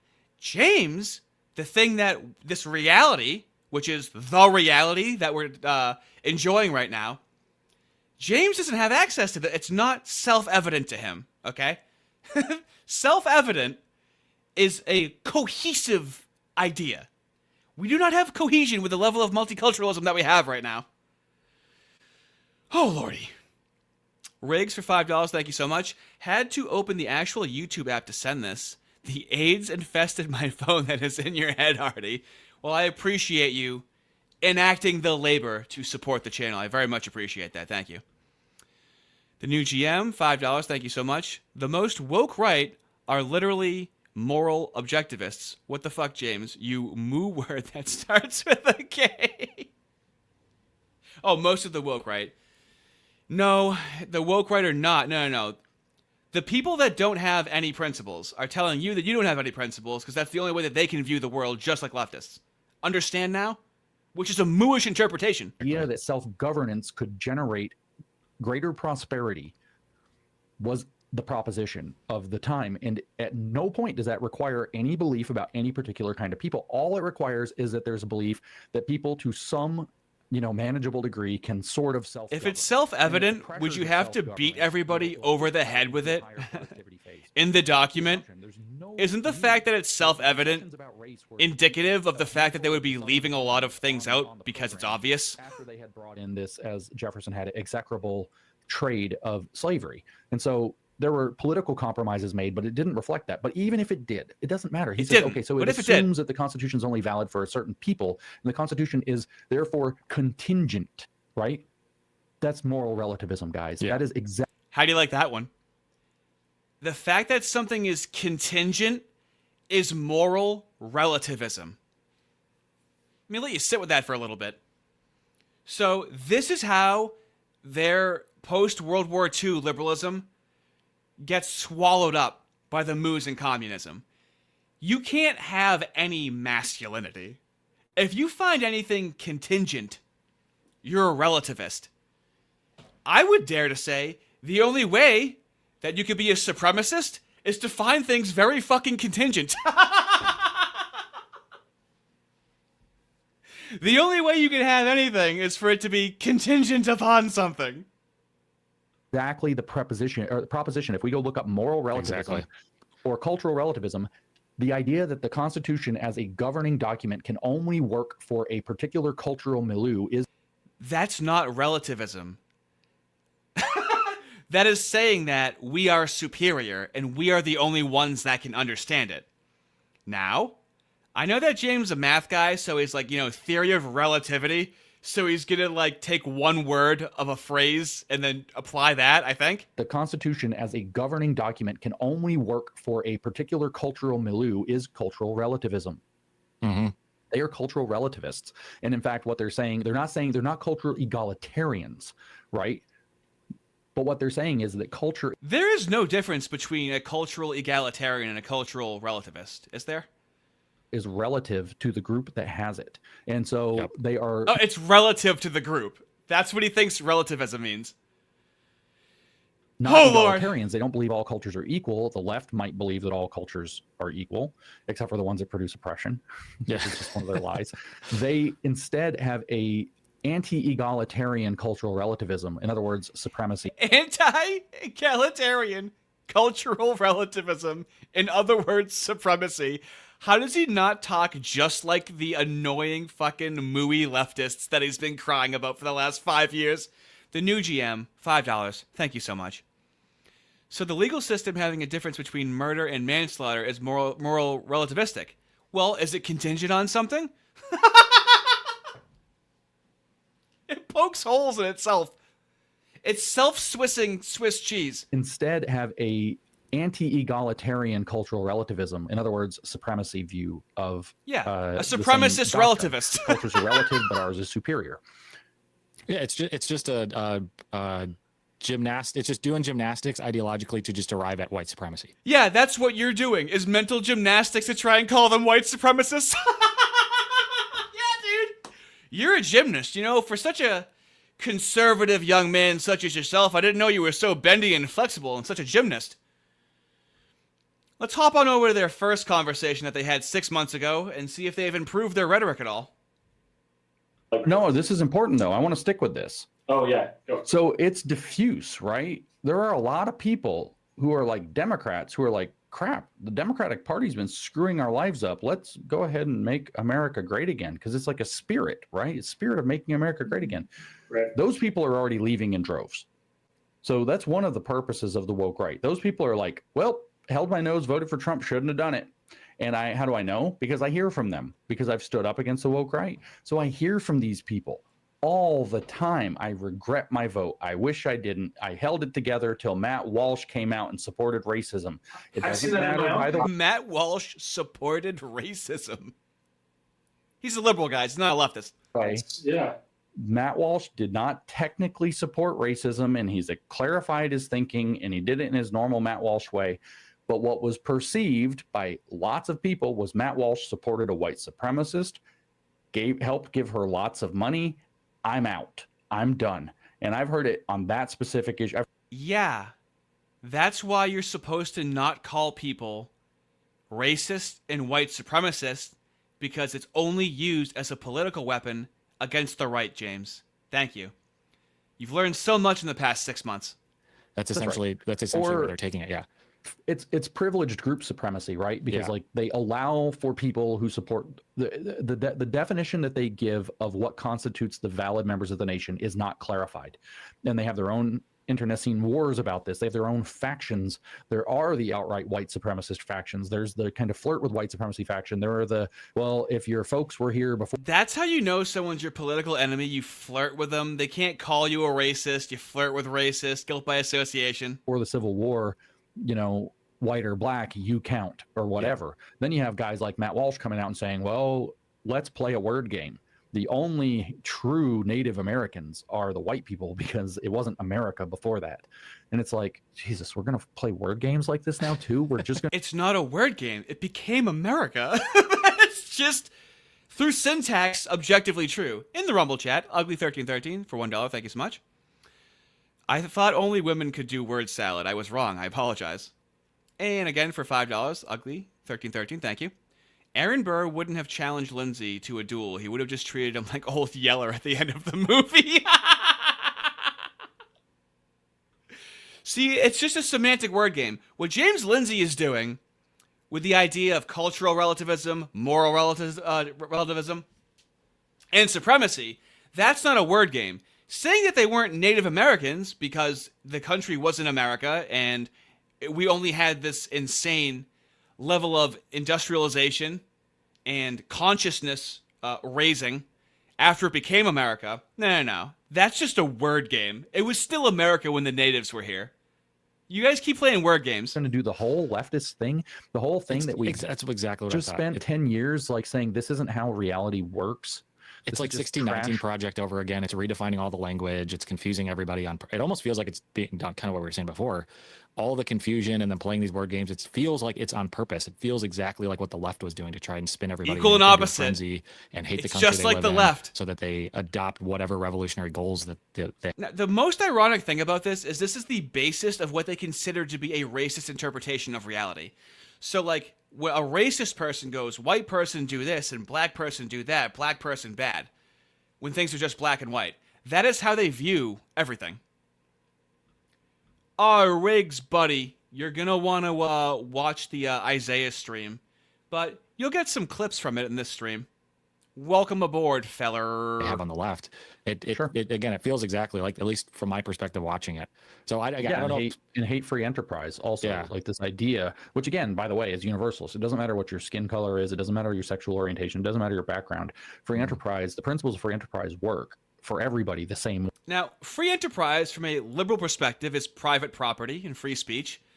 Free enterprise is, I don't want to hire you or serve you, and I don't need a reason why. Now, the communist interpretation of liberalism that James Lindsay supports is the Civil Rights Act, where you have to associate with certain people. That is illiberal. That is social liberalism. That is progressive liberalism. My liberalism, actual classic liberalism, I don't have to know why you don't want to serve somebody, you don't want to hire them. And furthermore, you can say, I'm not hiring or serving them because of the color of their skin. That's liberalism. James Lindsay is just helping people become communists. Way. It doesn't mean that everybody's necessarily going to compete equally within the playing field, but there's only marginal reasons to believe that that's tied to identity in any way. I love this moving forward. New GM. Hope you're ready to get jumped in. Yeah, so you have to get jumped. Yeah. In order to become a hard R, you have to get jumped. Yeah, let's try and carry that forward. Love it. Nigeria, for example, adopted the Oh boy. Okay, fellas. Are you ready? Fist has made this point in a joking manner, but we're going to do it for real right now. What if Nigeria had our constitution? What if we just dropped it off? You know, like how babies are made. The stork went by and dropped off a country. To Nigeria. What do you think he's going to say? To believe that that's tied to identity in any way. If Nigeria, for example, adopted the Constitution and actually lived it out, it would operate the same way. They would have prosperity just like we did. Now, if you gave anyone in the world this Constitution and they interpreted this way, what about... Yeah, we got a couple of Liberias in the chat. Let me give you your due. Yeah, yeah, right. It's not like we don't already have examples. Dude, everyone's hopping on it. As if it hasn't already happened. And of course it's called Liberia. The free Nigeria, Liberia, liberation. Now you get on the list. Like, it's the principles that have the moral principles that have the effect if we choose to adopt them, not the other way around. But it's like they want to make the moral value in the specific group more so than the actual ideals that are being presented by, let's say, our Constitution itself. Right. Yeah. It's completely backwards. And there is the challenge that if you just like plopped the Constitution in somewhere like Nigeria, that it probably wouldn't work right now. But that's because people have particular. Now James Lindsay has to do some cleanup right now. It's like, ooh, that's not going to go well. It's not a genetic thing. People have particular habits of how. So it's not a genetic thing. Now I want you to guess. I'll take the super chat while you guess. If it's not a genetic thing, what is James Lindsay going to say it is? If it's not genetic. Caesar the Great for $5. Thank you so much. I really appreciate it. The moos in Israel fit every criteria James assigns to the woke right, yet James loves them. Yeah. Let's get him a yarmulke propeller hat. A yarmulke propeller hat. I'll have to make that in Photoshop. I love that. But exactly, we do want what Israel has. We want strong borders, a strong ethnic, religious people. And for marriages, did you guys know that an atheist can't get married? In Israel. You know that, right? I've shown that before. James Lindsay couldn't get married as an atheist in Israel. So yeah, we just want it to be fair, okay? So, fellas, it's not genetics. That's not why. Are you ready? Well, that's generational stickiness to how. Yeah, it's generational stickiness. Dude, he's off the cuff constantly. It's not genetics. It's generational stickiness. This is the fucking word. He's calling other things word salad. That's what I mean, yeah. Yeah, so there's this generational stickiness where, like, if everybody in the country, like, let's say we just stuck the Constitution in some country that runs on bribes. I'm not going to name a country. It doesn't matter. But there's, a bribe culture. You just stick the Constitution. I'm sorry, fellas. The correct answer was generational stickiness. In there, you didn't automatically get rid of the corruption or people's belief that the corruption is how you get things done, and so you end up with a problem. So John Adams had a point that you have to have a certain. He said moral and religious people.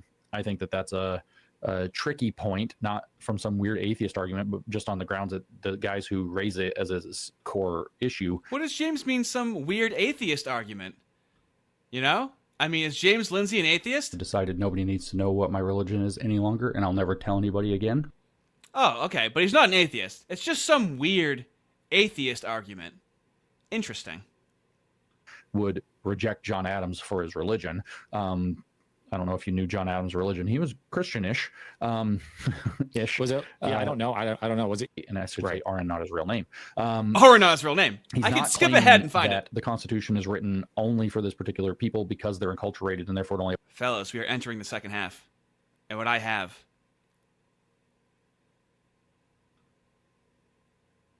He doesn't have super chat. I have to take a 5-minute break, and I will leave you with the Isaiah PSYOP conversation and showing how we were the reason why this stream made money.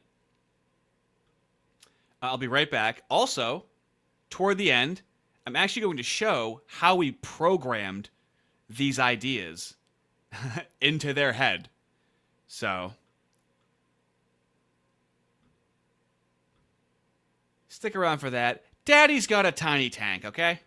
Mysteriously. You're supposed to see a QR code, go, I'll scan that. And then that goes to their fucking Venmo.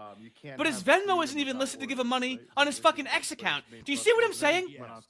There's no unification of all of these fucking things. Every platform you fucking go to, it's a different fucking bell and whistle to try and do anything or give him fucking money, dude. Holy shit, a Venmo. That's fucking retarded.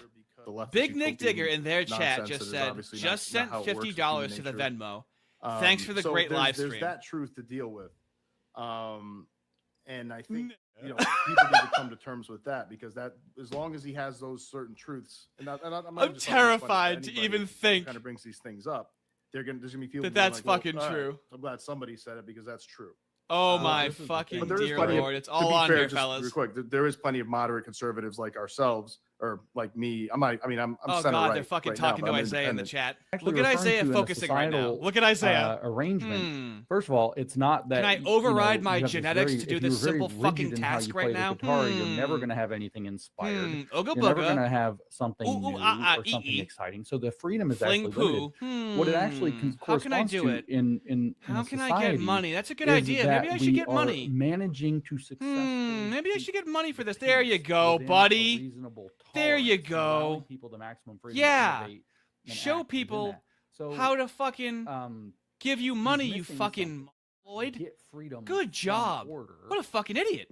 Think how much of a fucking failure you are, where you think that you have, what is it, over 4,000 on X right now live, and you're not like, here's how you can give us fucking money? Is that weird to anybody? People feel safe. Like, that's just pure retardation, right? We, the fellers, are putting it on their radar to make money. This is recorded. This is a part of history right now. It's just occurring to him right fucking now. We're gonna make the money. A crime when you're pissed off is probably a bad thing. So you're not. That's incredible, right? That's like the most Christian thing we could do, isn't it? Lighting things on fire and blowing things up. Thank you for our first like, why would you let it contribution get to the a point Apostate where, Radio Venmo. We, our this sons is fucking incredible. This is taking historic. over. What are you gonna do about it? Big Digger really just fucking send money to Venmo, dude. That's fucking unbelievable. These woke right pencil necks are convincing people that they have solutions, but they don't.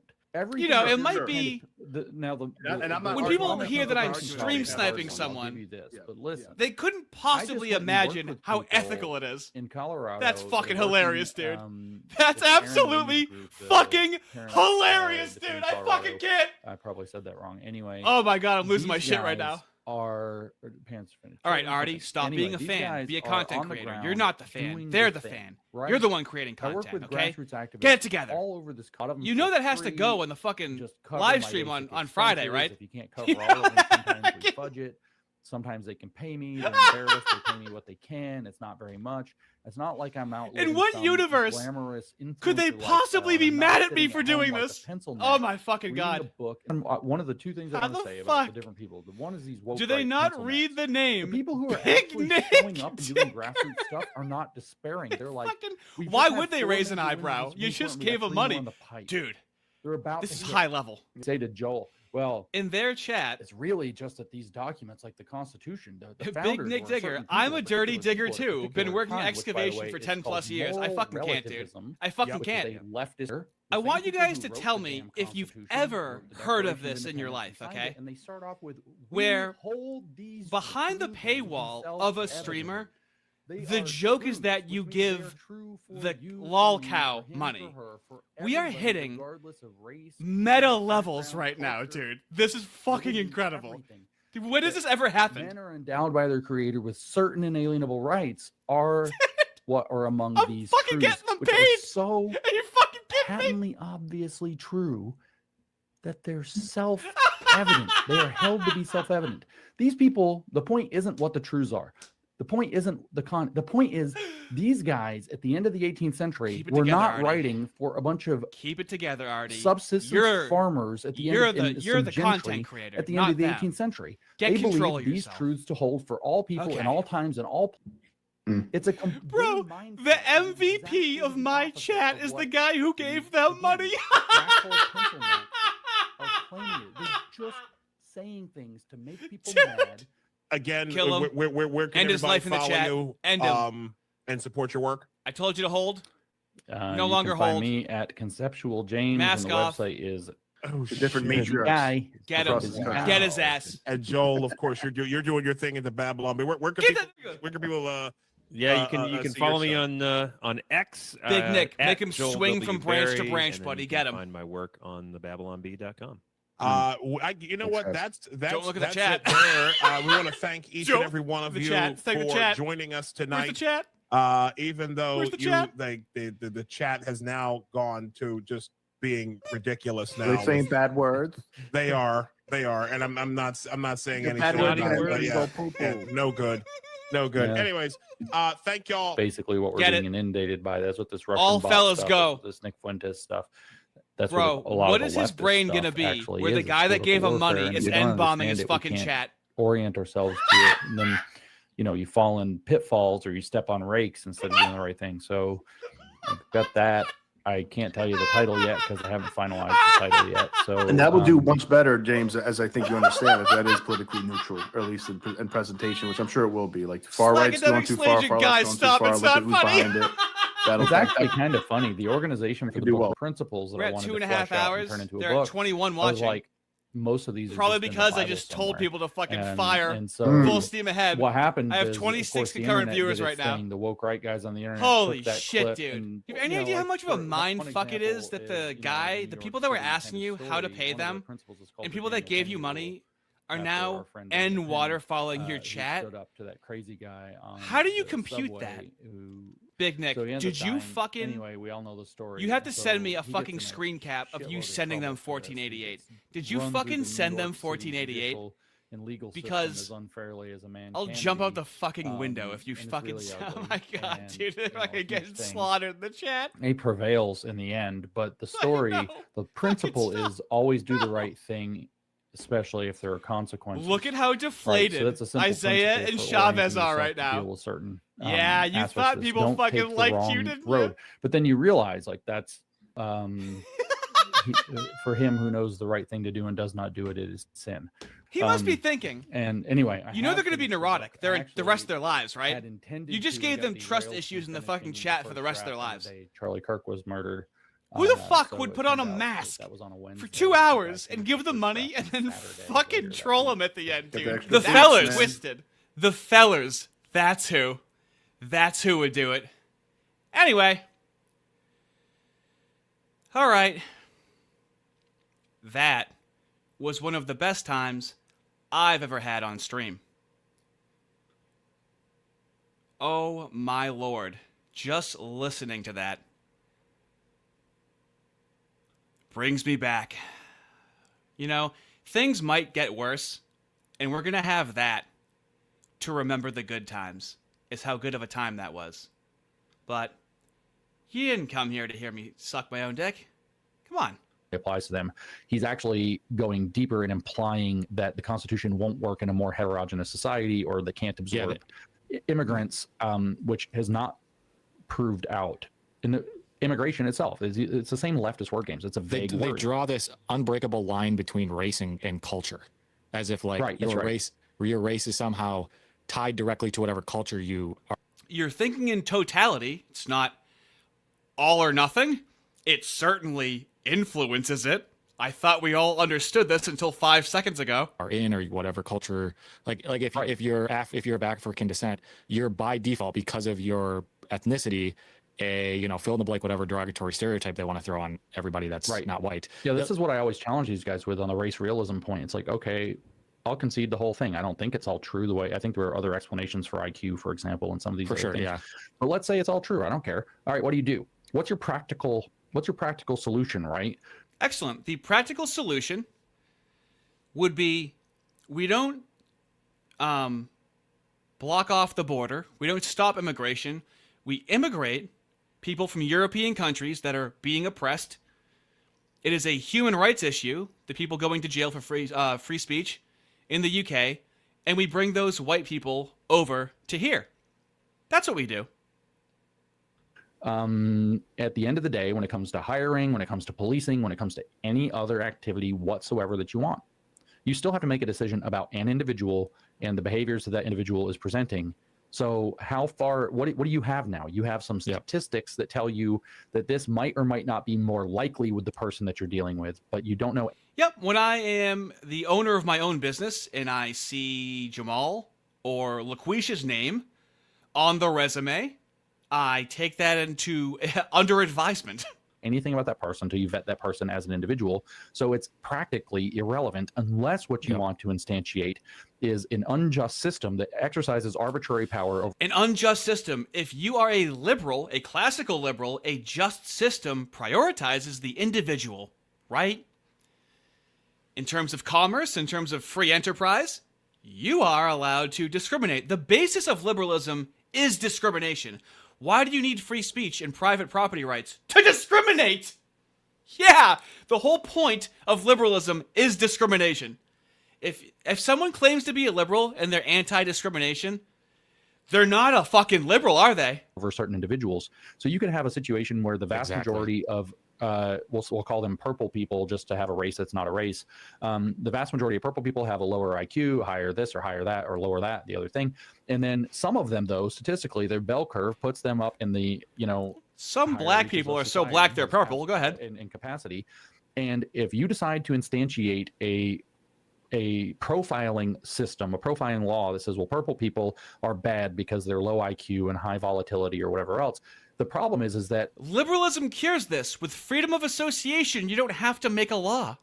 For every one of them, even if they're relatively small in number, that you discriminate against based on something that's not actually true about them as an individual. Yeah, right, exactly. You have exercised arbitrary power over them, and arbitrary power is the definition of injustice. Exactly. And so you are actually exercising. How is it arbitrary if you're basing it on pattern recognition in countries across the world? In a society is going countries, even cities in our own country. Going to cause a rupture, as a matter of fact, because people are going to recognize the injustice and people are going to complain about the injustice, and I'll make more people recognize it, and people will see that it's an injustice.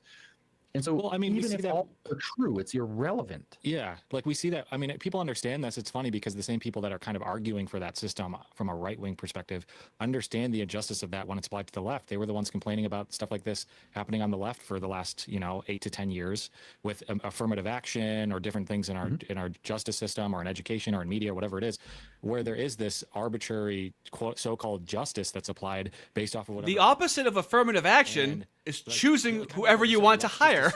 Again, going to your example, the purple people, let's just assume that 80% of them did fit the stereotype and were unruly and were criminally minded or whatever, but then that 20% that wasn't, like, even if you just there it is. That is communism. We shouldn't run society based on the 80%. We should run society based on the 20%. The gays, the trans, the minorities.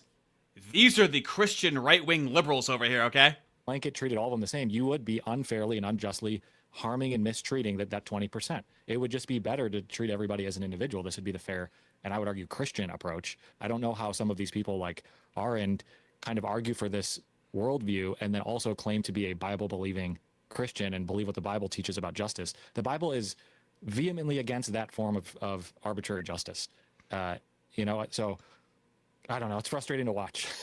I mean, it's just utter bullshit is what it is. And the point is to knock us off of our mooring. The point is to undermine our belief in things like free enterprise, to undermine our belief in the capacity to run. The epitome of free enterprise is not having the government force you to serve people, James. Premise that we can self-govern and that prosperity will come. The blessings of liberty is what they called them at the time, but prosperity and abundance will follow. Liberty to do what? Be a hedonist? There are legitimate arguments being made that then get repurposed into this BS. Like, for example, it is true that culturally, like, there is an American culture that believes in these propositions and fights for them and so on, and it cannot absorb too many new people too rapidly, especially ones who are coming in without going through the full naturalization process. It's an open question, actually, how many naturalized citizens. Do we think Europeans assimilate easier or Ugandans assimilate easier, James? To America, they have to demonstrate that they've learned something and that they care about the country. They literally have to prove their loyalty and interest in the country, but it takes a long time. It's not easy, and they sometimes do carry with them some difference in culture. But what we're talking about, what's confounding the situation is that the vast majority of the immigrants that have flooded into the country are not naturalized. They have cheated the system, and there's absolutely no connection to them creating. Where are they coming from, James? The ones that don't care about the country legitimately cannot absorb a gigantic cultural shift of bajillions of people coming in from some other culture with absolutely no guardrail put We actually could have a bajillion Europeans come in and it wouldn't be nearly as bad. Now, they would displace our American citizens, sure, but speaking culturally, our entire society into leftist I love critical this thinking, a critical theory is in culture problem, which is that our enculturating entire education and media and entertainment complex is enculturating our entire society. It's enculturating critical thinking, a critical theory, I should say. Yeah, we're doing it to ourselves. Yeah, so we're actually building out a new culture based on critical theory within a counter-hegemonic culture within our existing culture that's going to cause that rupture even worse. And even if we were to get rid of all of these illegal immigrants, but then these true issues get channeled into all immigrants are the problem. A country can't absorb people. Totalizing. Blah, blah, blah. Race nationalism. Yeah. Right. So we need to shut down all immigration. And I don't even particularly actually oppose. Yeah, they're against race nationalism, like Israel. Third world or hostile countries. I actually don't have a problem with that. Yeah, me either. I don't have a problem with an aggressive approach to get the at least vast majority and certainly all of the criminal, and I mean violent criminal, drug criminal, actually committing other crimes besides the border violation, illegal aliens out. I understand why there's an argument about somebody who came here illegally decades ago and has been a functional member of society. Like, that's legitimately a border case that needs to be considered, and there are a lot of people like that. Somebody who's already proved that they can live here peacefully for a very long time still needs to be natural. Yeah, find out they cheated the system and keep them here, right? Murdered a bunch of people or raped a bunch of people or selling drugs. They're not the same story. And if we're not going to be willing to acknowledge that those aren't the same story, we've got a big problem.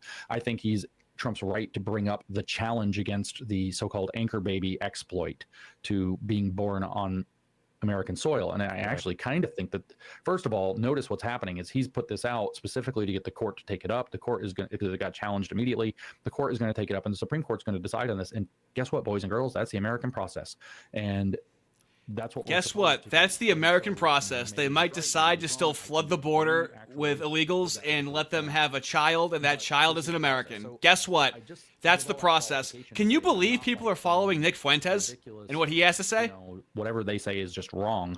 They have a lot of valid points. Some of the ideas that they have for how to deal with them are pointed in the right direction, but then they take it in some direction that is it's like one extreme or the other. Yeah, it's right.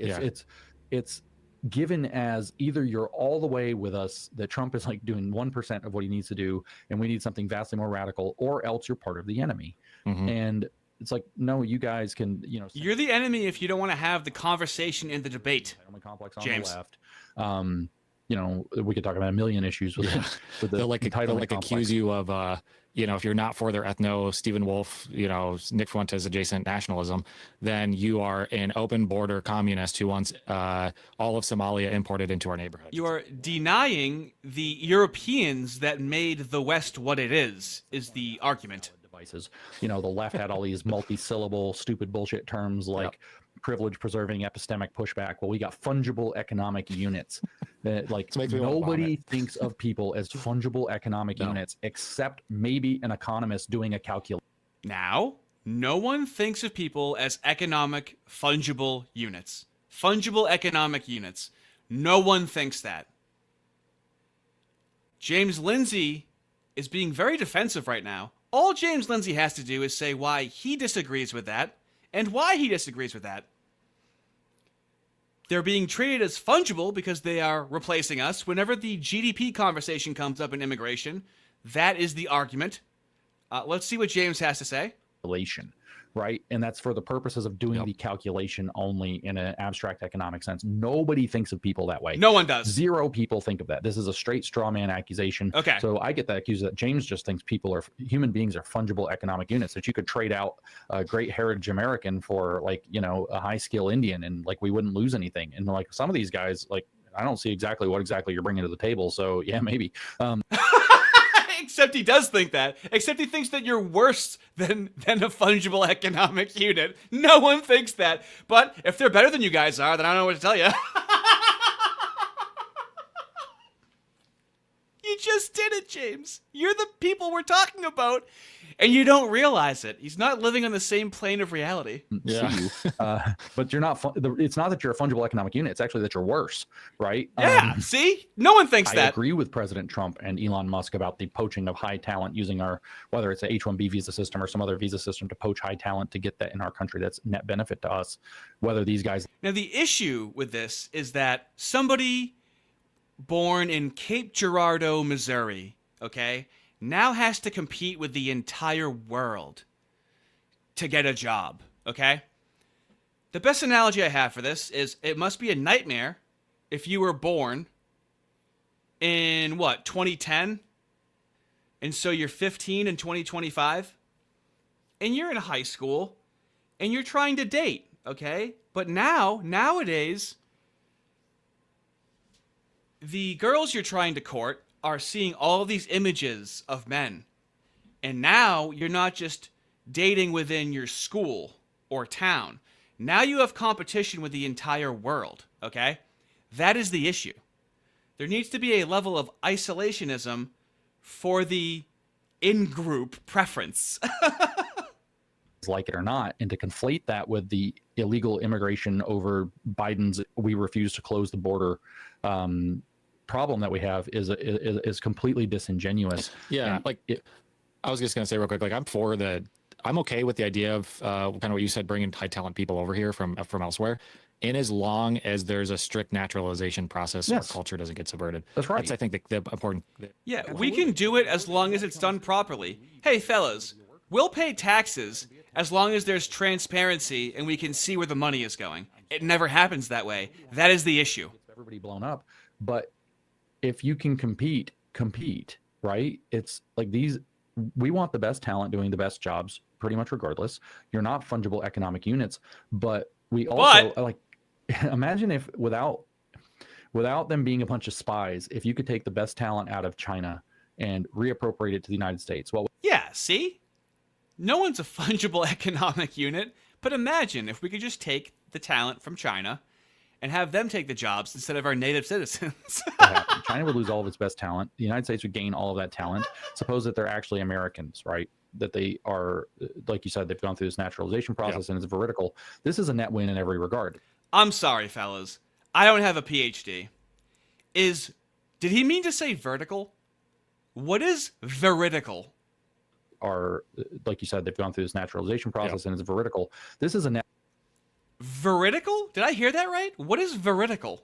Right. that they are, like you said, they've gone through this naturalization process and it's veridical. This is a net win in every regard. Is he trying to sound absolutely smart? Right, that there has to be either temporary and certainly a strict no spying, no espionage kind of qualification. There have to be as a lot long of as you don't spy. So the question is, okay, what about these H-1B visas? Have they been being gamed? Yes. Is that a problem? Yes. Should that be fixed? Yes. Should it be restricted? Yes. But should it be eliminated because there's been abuse? No. Is there, what's the old saying? Let's shut it all down till we can figure out what's going on. Like that's maybe a thing, but there has to be the figure out what's going on part of the equation as well. Not just burn it all down. Yeah. Right. Exactly. And to just like, I don't know. I just see. Oh yeah, the right wing loves to just burn it all down. They don't want to raise a family. Job. Like why? Like, can he? It's always the people that are saying that. It's always the white guys on Twitter that are saying that don't have any skills to actually do the job that they're talking about in the first place. Like they can't do it. I love this. What skills do these two men have? What is either of their jobs? Now, as I covered in the Mikale Olson video previously, his brother knows a guy that owns properties, and then he also claims to do video work. And then what's James Lindsay's job? What value do they offer to society? How would society run without these two guys? So there's a ton of jobs I can't do. I'm like, I should not have a job doing high-end coding. I can't do it. So like, I'd rather have somebody competent, especially in a crucial sector. And then, like you said, if there's a naturalization process, it's like, come on. It's like, come on. We just watched an entire segment of North New Jersey swings. I don't know what the points were, but it was a lot. I don't think they were quite pro-Trump, but they might have been pro-Trump to very pro Cheryl in this election in New Jersey last month, or a couple months. Yeah, it's last month. So Cheryl ran for governor as a Democrat, and she wins. Mickey Cheryl, I think is her name. So she wins, and then you have this body in North New Jersey that had voted much more strongly Republican, maybe even had tipped break laws or any of that kind of stuff. People who are coming over here, legally, that are wanting to be part of the United States. Jews are like the Mexican neighborhoods, blah blah blah blah blah. Oh baby. It's like the naturalized look at the Mexican family across the street. No, it's religious Jews are like the total Ubermensch of that. That's right. In case you didn't hear that, the Jews are the total Ubermensch, is what James Lindsay just said. I don't know why he gets so much flack for defending Israel. It's religious Jews are like the total Ubermensch of that entire. And I know that's an awkward thing to say, but the total Ubermensch of that entire picture. Yeah, like, right. The religious Jews in Israel are everything that these heritage American guys wish the American family man was. Okay, we're getting somewhere, James. Yes, we want the freedom to do that, but the moves in this country with their NGOs prevent white people from doing that explicitly. I mean, what was it? Was it the ADL that listed Turning Point USA as like a hate group? And then they took it down after Charlie Kirk was assassinated? Yes, you're right so far, James. So we're on a good path right now. Let's see how he dovetails it. Are we going to get to somewhere positive? Everything. Yeah. Except, unfortunately, they hate Jews for no other obvious reason, except just like with the Indians, this is what this is really about. And some of these Mexicans, but particularly the Indian and Jewish population. We don't hate them because we're jealous. We are frustrated because there's an intentional, which he's acknowledged, attack on white people that limits them from doing this. Literally an entire demoralization campaign. Among the highest per capita unaliving rates is the white man.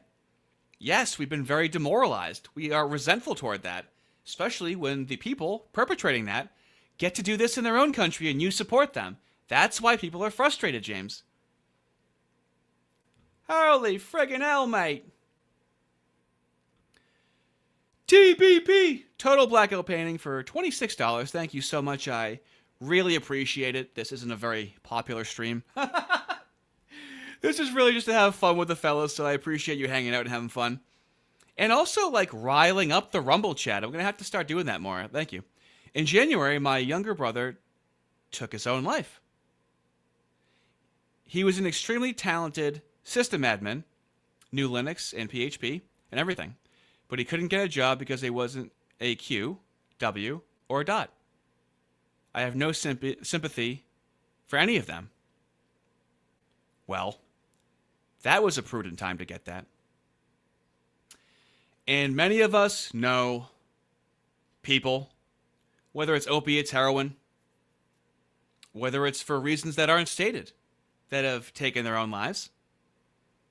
Complicated topic. However, we do know the top-down campaign against white people.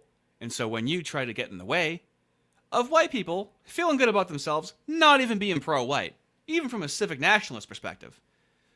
Let's say they're still a liberal, they still believe everyone's good and they're universalists. Just the fact that the majority population, but they have white privilege, right? Yeah, I could go off on that for a while. Oh, I have my own stories as well. Actually, what led to this channel was I lost 2 friends in 2019. Neither one was ruled an unaliving, but both technically were. It's a sticky situation.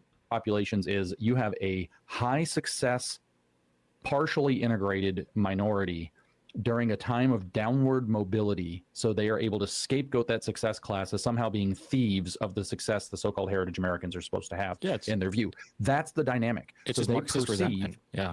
That's right. It's straight Marxist resentment. They perceive Marxist that people resentment who are white heritage Americans are on the line. Some of that in some sectors is true. Some of that in some sectors might not be true. It's actually more complicated. This is the mostly peaceful protest argument where it's like, let's look at the areas where it's peaceful. Okay, let's not focus on the actual issue, the violence. James Lindsay wants to focus on, well, it's white people are only being, marginalized in certain areas. But they paint the doomsday picture. Everything's getting worse. There's no opportunity for young people. You'll never own a house, even though housing markets fluctuate a lot. Blah, blah, blah. So you get this perception of downward mobility, some of which might be real, a lot of which might even be real. It might be real downward mobility. Some of it might be real. A lot of it might be real, this downward mobility. Okay, well, if it's real, then isn't the grievance justified, James? Okay, I'm not discounting that, but all you need is a perception. And then all you need is a perception. What if that perception is true? Do you see how he's a postmodernist and nothing is real and anything can be anything, but it's still a perception? What if it's true? He has a tenuous grasp on the truth. Once you have downward mobility, people get pissed off, and the scapegoat game is to find a semi-integrated, successful minority community to claim are the thieves or the contaminants that are... Yeah, you guys are just scapegoating the illegals that come in, and the Democrats are paying for their cell phone and housing. You're scapegoating them. And they brought their stinky food with them. And you would have a high-paying job, but except those Jews did this or that. And, whatever it happens to be. And then would you get that resentment there, and then you point at the Somalian fraud scam in Minnesota and God knows where else that's humongous, and you say, see, all these immigrants are bad, and then the next step of the two-step is to push this same resentment and fear and blame. It's not that all immigrants are bad. It's we want to take care of our own before we take care of people from other countries, James. That's what being a nationalist is. A civic nationalist in the lowest form possible. A lot of them keep a lot of their customs. Of course, it was a big scandal for the woke right. They all fainted because there was Diwali at the White House. And, for God's sake, the second lady, Indian guy. Is it really so much to ask? Because Trump isn't even a Christian. Is it so much to ask that we have an all-white Christian family leading the country? Is that really fucking too much to ask? Within the predominant population, there is the possibility of scapegoating a successful semi-integrated minority group, and the primary two that we're seeing that done with Indians and fellas, feel free to check out the Rumble chat. Apparently it's getting a little saucy over there. Like incidental to our time and place. It might have been Chinese or Japanese 50 or 80 years ago in the United States, but now it's certainly it reminds me of like in Ukraine back in the 20s 30s with the kulaks. With the Soviets, where they were scapegoating these people in agriculture. It's ironic because these people that are claiming to be the heritage Americans and who are supposed to have this mindset of working hard and picking yourself up by your bootstraps and doing something productive with your life and serving other people, they're the ones that are embittered with all of this Marxist resentment more than anybody. Marxist resentment. It's a complete contradiction. The American, just like the left, none of your concerns are ever valid. Sometimes times are good, sometimes times are bad. It doesn't matter. Get it done. That's like the American ethos, right? It's our can-do attitude, if you will, which, by the way, is a microaggression against. Yeah, just get it done. Like in Boston, where we ship in people from all over the world to go to school here, and their parents live in Dubai, or even just wealthy families around the country send their kids here. They pay for them to live here, and they live here for 2 to 4 years, jack up the rent, and leave. And then a new slew of transplants come here, get educated, jack up the rent, go ahead and leave. Come on. It's Asians, I think. So they're going to probably flip it, China for sure. Yeah. So this is the American vibe, right? And so you hope these heritage Americans have it, rather than being Marxist resentful bastards. But they're Marxist resentful bastards, and times do get hard, right? So this is the problem: is the sales pitch for reality is not as appealing as the sales pitch for the resentment story. Right. So you can sell this story of you should have it all, son, but you don't, because these interlopers have basically ruined your society. And the problem was we were all too tolerant. And if we all just become a lot worse, then we can make things a lot worse. You see how he's almost there? Too tolerant. Yes, too tolerant. So that means you could become bad. He's a child. Things be a lot better. Whereas the other answer doesn't sell quite as well, which is like, yeah, times are harder. Times are harder right now than they were 30 years ago. Why are the times harder, James? What group of people, no matter who is elected, the left or the right, why do these things keep happening no matter who is elected? Some checks have come due. There were some financial boondoggles and whatever else, and boondoggles things have come due. There has been some misfeasance on the part of the not malfeasance, misfeasance. Boggles and whatever else, and things have come due. There has been some misfeasance on the part of the Obama and Biden administrations with the massive immigration. They got in the way of Trump solving any of that in his first term, and some checks are coming due. And when the checks come due, whether you like it or not, you have to pay the bill. That's just the system, what we're all man. gonna have to do is strap in and start working to pay the bill together.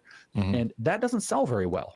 No. You can be pissed off and have that doesn't sell very well, because no matter how much value you generate, they print more money and send it overseas, James. It's anti-nationalist. Solution by next year, or look, we got a 20-year slog to get out of this. It's not a hard guess as to which one of those two things. So when James says we have a 20-year slog to get out of this, I want to show you a 40-year-old slag that he said this to.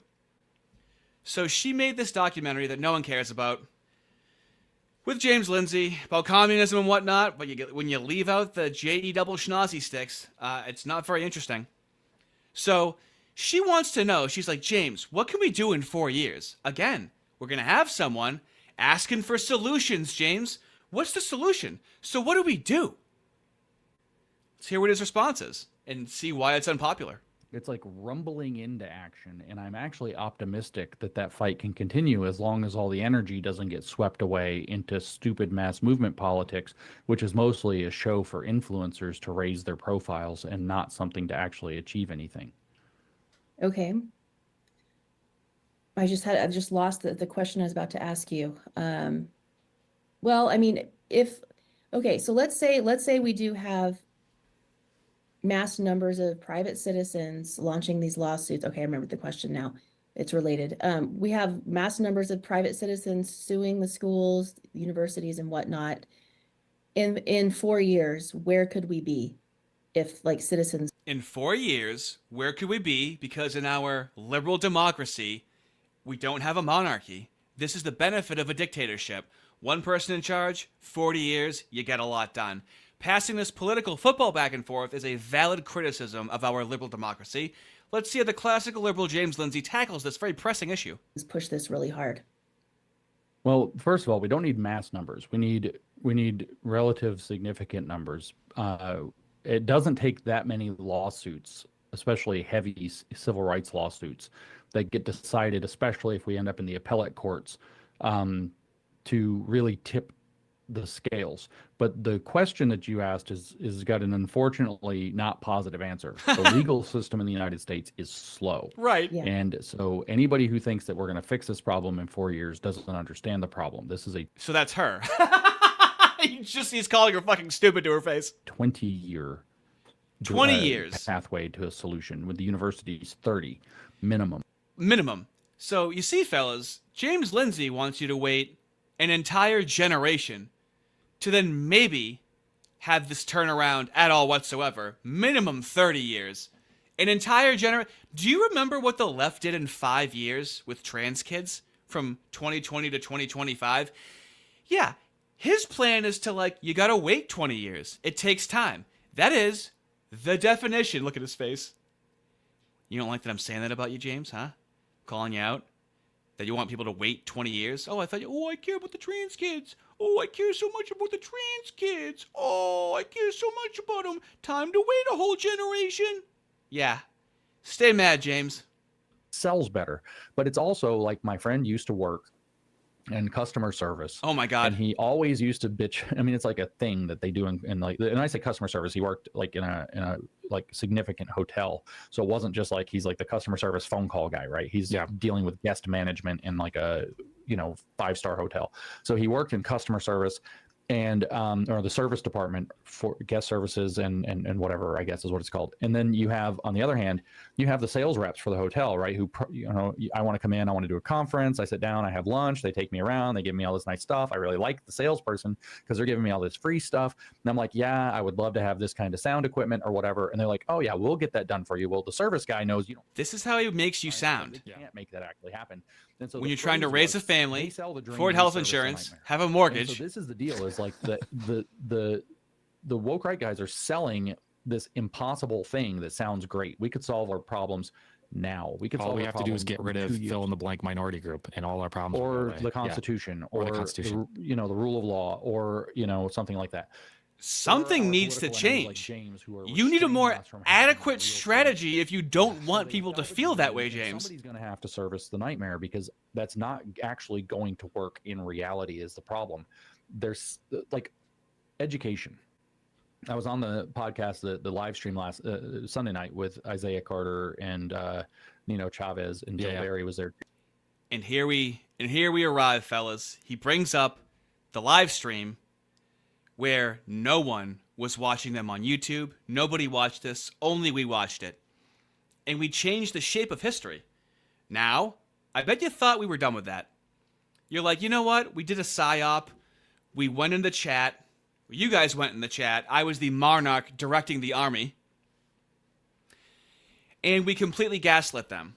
Well, to this very day, James Lindsay still thinks this conversation was organic and not led by my chat behind a paywall. What do you say we get into it? And, Chavez was like, over and over and over again, he's like, well, we still have these problems. Like our universities are still churning out like all these woke people. And then he goes on this laundry list of problems. He's worried about them. And I'm not. Now, that guy, the co-host of that show, was in fact worried about those problems. Give me your hand for a moment. And let me show you how his co-host came to feel brave enough to bring up these issues with James Lindsay. I have these timestamps, and I need the timestamps because I'm going to sit here and just watch this whole thing if I don't have the timestamps. So I'm going to show you how we gaslit the co-host talking to James Lindsay into having these thoughts and to press James Lindsay on these thoughts. It is the ultimate psyop.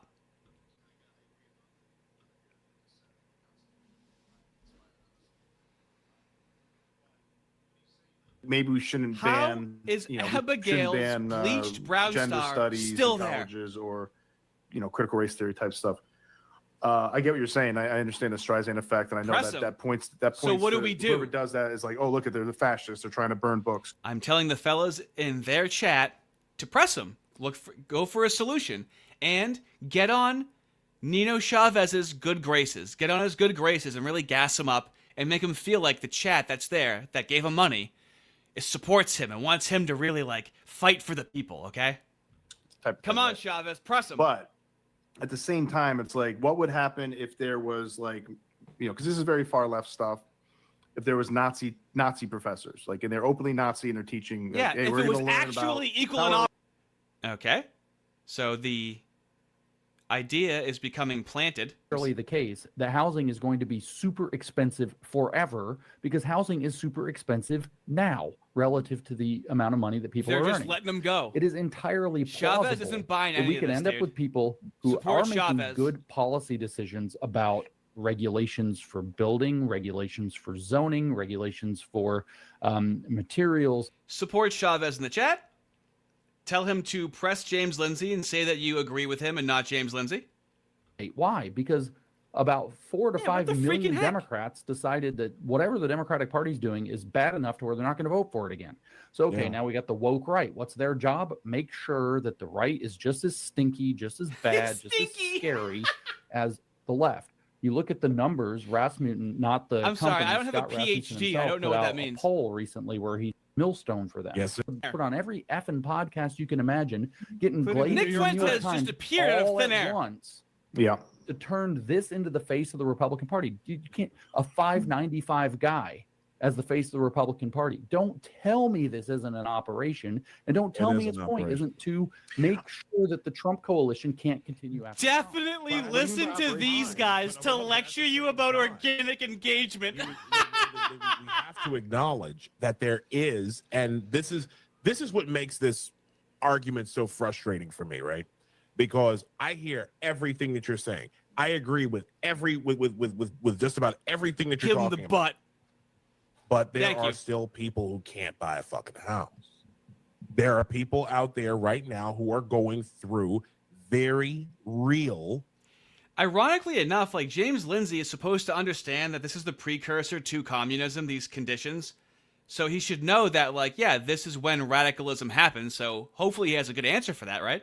And if it's not the Democrat, if it's not these white urbanists that vote for Zoran, who says he's going to give us the stuff that those people have, right? Undead Arachnid in their chat. I can't buy a house, but that's okay because I need to stick to my principles I was told to in order to not become this stinky woke right. Even though I am not going to sit here and say that somebody might think you're making fun of them, but he literally said that. We can't say what they're doing because we have to bitch about each other every day, all day. Oh yeah, they're not doing and that. Then They're not making us really bitch about each other every day. Yeah, you guys aren't the wedge. The point is, he's a Marine. He can take it. Yeah. but like, but the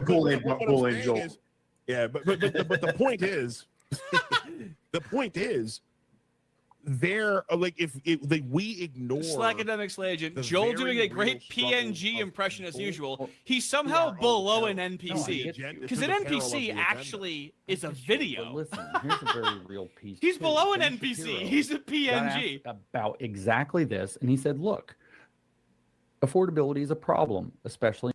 And let's get the let's really turn up the gaslighting and really have him press James Lindsay on how he has no solutions. That's your issue. I posed this question to my followers on X yesterday. I said, I'm in my 30s. Nick Nilsson, great job. I own a home. I'm living the dream. Huge James fan, but I think he's off base here. Very nice. Didn't you say you have a beautiful wife too, or something? Yeah, a beautiful wife. Yeah, who I love. Never forget her. And so a lot of the questions were like, how on earth did you do this? Like, how is this even possible? And I don't think planting seeds. This about Christian stuff, the things that you want to meet a woman, to start a family. Look at Chavez's face. It is possible. He looks like he's having realizations right now. Through the heart. And I think the G.K. chat Chesterton said this about Christianity, that is Christianity subliminally putting messages in their heads. It's been found hard and because you gave them untried. money. And they got money. You asked about paying them, so now they're listening to you. Really hard. And same and with you're liberty. saying things. Securing our liberty, solving these I like problems. it's a compliment sandwich. Actually solve, I like them, but I can't support this, and they're trying to push back. Actually solve this these is incredible. problems is a long road involving a lot of hard, unglamorous, thankless work, and we don't want that. We go ahead, Isaiah. Are you going to say something? That life is not meant to be easy for anybody, and it never will be for anybody. Even for rich people who were born handsome and smart. Martial artist, masseuse, philosopher. What does this man not do? Aramaic discourse. They put this chat on screen. Martial artist, masseuse, philosopher. What does this man not do? Huge fan, by the way. Oh, fellas. I'm gonna apologize because I now know that was coming. A younger me back then, a few days ago, did not know that was coming.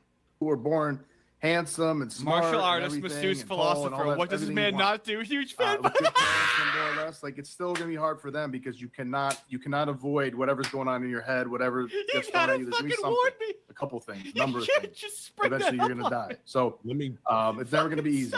But we're not told to have faith. We're not told to have that was that you do have to work hard, and that you should try to get out. worrying about the woke right. Nick, have Democrats back in power in 2 years. What are we offering? That's better.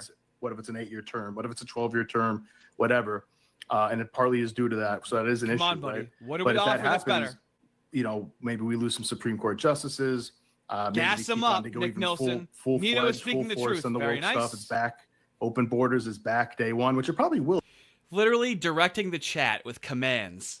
And they're in there being like, hey, this Nito guy's onto something. Just sprinkling. This is what the moos do, dude. We got to be moos for a night. That's what it was. Will be, right? If there's, I don't know, maybe not. Maybe Great job, Democrats will be like, oh, we can't afford to do this anymore. Maybe not, though, because they've been so reckless with things. It's End like, it with, I expect so what that are we Kamala offering? was a president. Fellas, ask. Or Newsom. So what are we in a couple years, offering it would be like a big Nick fuck you, Fuentes? Trump. We're opening the borders. We're What the are we diverse offering party that's better again, and diversity is that our the strength, and we're solution bringing even more people that in. Nick Fuentes So isn't that's offering? The classic liberals encounter like history or encounter something that's inconvenient to them, they rely on emotion. If I hadn't gotten the help I needed from some, what is the intention of what you're saying right now? Moving back to Maryland, this rhetoric doesn't work. I'm just quitting. I know that, and a lot of the people in the chat are talking right now about like, well, where are the solutions? Where are the solutions? I'll be honest, like I don't really have any. Incredible work at the moment, and I'm sorry that the answers that maybe maybe those of us in the panel haven't given to you have not been satisfactory. You've gaslit them. Life is not fair like that sometimes. Turning this into You're the not always going to conversation get what you that we wanted to hear. What? Terrific. Fellas, thank you so much for that. And that is the precursor to James Lindsay saying this right here. Going to work in reality is the problem. There's like education.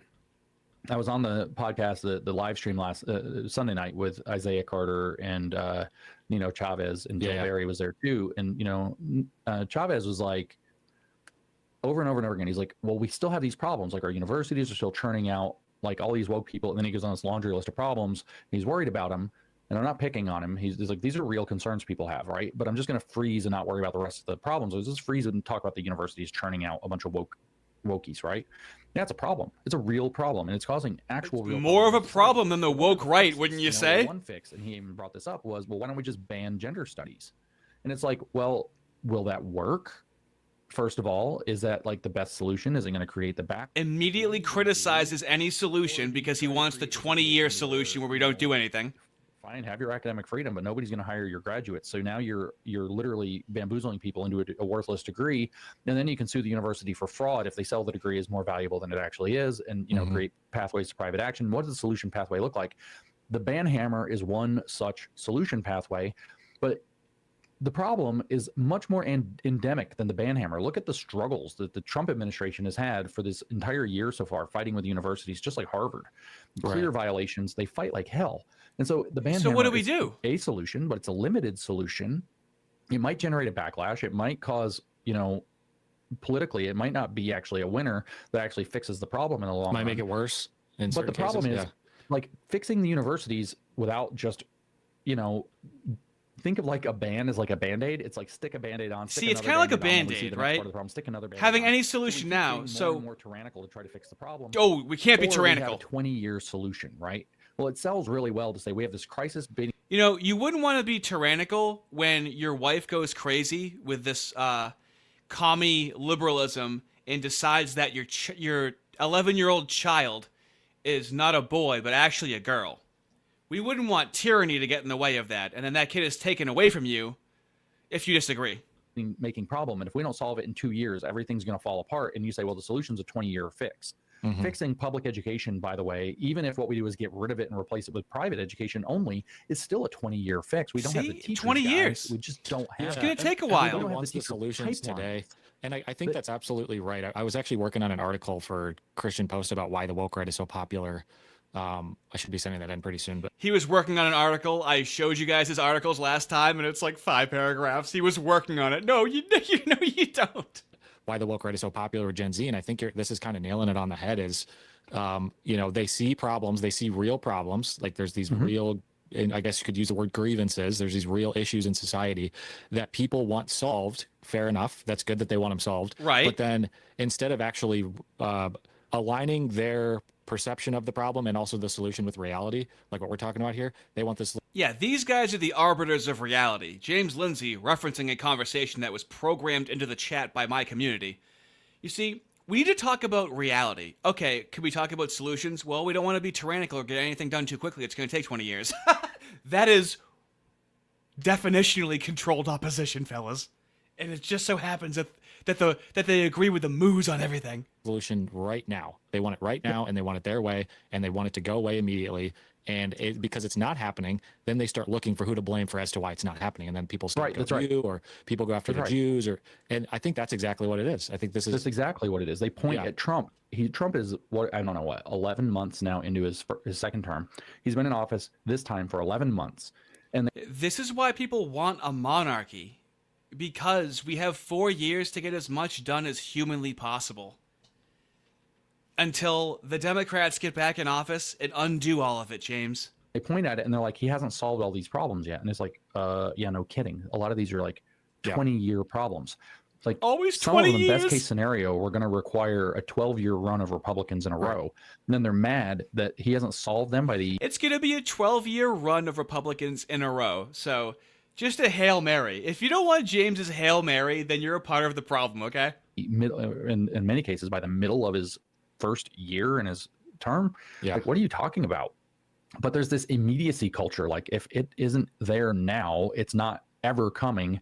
It's just like with a housing market. Like, I can't afford a house now, so I'll never be able to buy one. Like, dude, you don't even know what the market's going to look like in 3 or 4 years. We have no idea what kind of bubble is going to... Yeah, don't worry about the housing market. It could get better. I can't believe people are following anyone but James Lindsay right now. I can't believe that no one watches these live streams. Hey, it might get better. Come on. Keep your chin up, kiddo. Come up or pop. We have no idea how, like, Trump or a state or whatever could change some regulations and open up single family housing builds. But there's other parts to the problem too. It's like, are you willing to do, like Joel Berry and I were talking about this on the stream the other night. It's like, They were talking about this on the stream the other night, and it was a solid half an hour of comedy where they invoke their poor person stories, and they go, it's a beautiful struggle. It's fun. It's fun to struggle, and you always just make it through. I keep running into this conversation like, I can't afford a house. And I'm like, they're like, you're lucky. You know, you grew up at a time when you could afford a house. I'm like, well, my house was pretty affordable. No, but I'm like, how big of a house are we talking about here? Because the house I got when my wife and I bought our house was 930 square feet, 2-bedroom, 1 bath. And there were 2 of us and 2 kids. This is what we bought because we could afford it. Not as kids. Joel's talking about how he and his wife bought a house just so that... Yeah, why can't you guys be like James Lindsay, who got unbelievably lucky and now gets paid to do God knows what? Why can't you be like Joel Berry, who is the managing editor of the Babylon Bee, and no one thinks he's funny in public? Like, he literally, we talked about it on stream, how he mentions how he clocks in to be funny. Hey, I'm funny from 9 to 5 when I clock in, okay? I just go on X to not be funny. Why can't you be like him? Why can't you be like Mikale Olson over here and does God knows what? See? You see how easy it is? Building equity in the ghetto in Toledo. And so, like, hold up. What is it with James Lindsay and Toledo being like a hard knock place? Fellas. He's mentioned Toledo being difficult a couple of times, okay? Like, really crappy, right? He's like, it's such a ghetto. Toledo, we have about 28% black now. I said this when I was more on the left. 10% black? Not preferable. Really going above 5 is tough. 20%? You're kind of in trouble. 30%? Irreversible. Shithole. I can't believe Toledo's such a shithole. I wonder if we could shift the demographics to make it less of a shithole. You say the ghetto, you say the ghetto, but when you say... Stackademics Legend, thank you so much for $5. Can't you be patient and wait 20 years to return to 15 years ago so we can start over again? When we're all way older and swarthier. Come on, it'll be fun. Yeah, unironically. Are you really being bad faith when you categorize his position to be that way? Are you? Are you really not repeating what he said? The new GM, $10. Thank you so much. I really appreciate it. Especially for such a feller-driven stream, okay? This is really for the fellas, all right? I'm just having fun. We don't know, but we have more than enough evidence for a highly probable assumption. This is the wheels of bureaucracy that these wolf in sheep's clothing love to do. They want to gum up the system, make sure nothing changes. It's the, you know, this is the new alt media for CNN and the establishment. We can agree on that, right? To the ghetto in Toledo, you mean the freaking ghetto. Yeah. Oh, yeah, the freaking ghetto. Like, that's real ghetto. Yeah, really the white part, right? Not the 30% black part, you know, the real ghetto.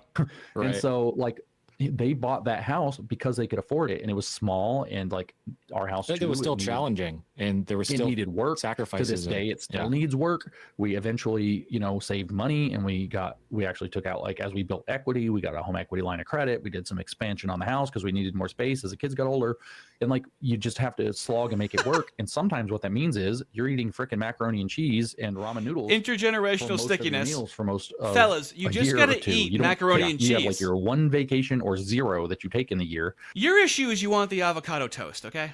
Because, you know, that extra $1,000 looks awfully good on the principal or covering some other expense or whatever, and you just have to make that stuff work. But just make it work. Like this huge blow up that was on the Twitter last night and on there some today, and I made a video about it. So it's like they're trying to make out that usury is evil. And Jesus Christ, dude. Did he have to phrase it that way? They're trying to make it out like usury is evil. He has been spending so much time with the moose that, like, usury, it's almost like saying murder is evil. And it's like, well, the word is inherently evil in its definition. PhD. The example they give is some guy whose credit rating sucks. So he gets a $111,000 truck, no down payment, 10.5+%. Now, he's making a fair point here. That person shouldn't have done that. That's a fair point.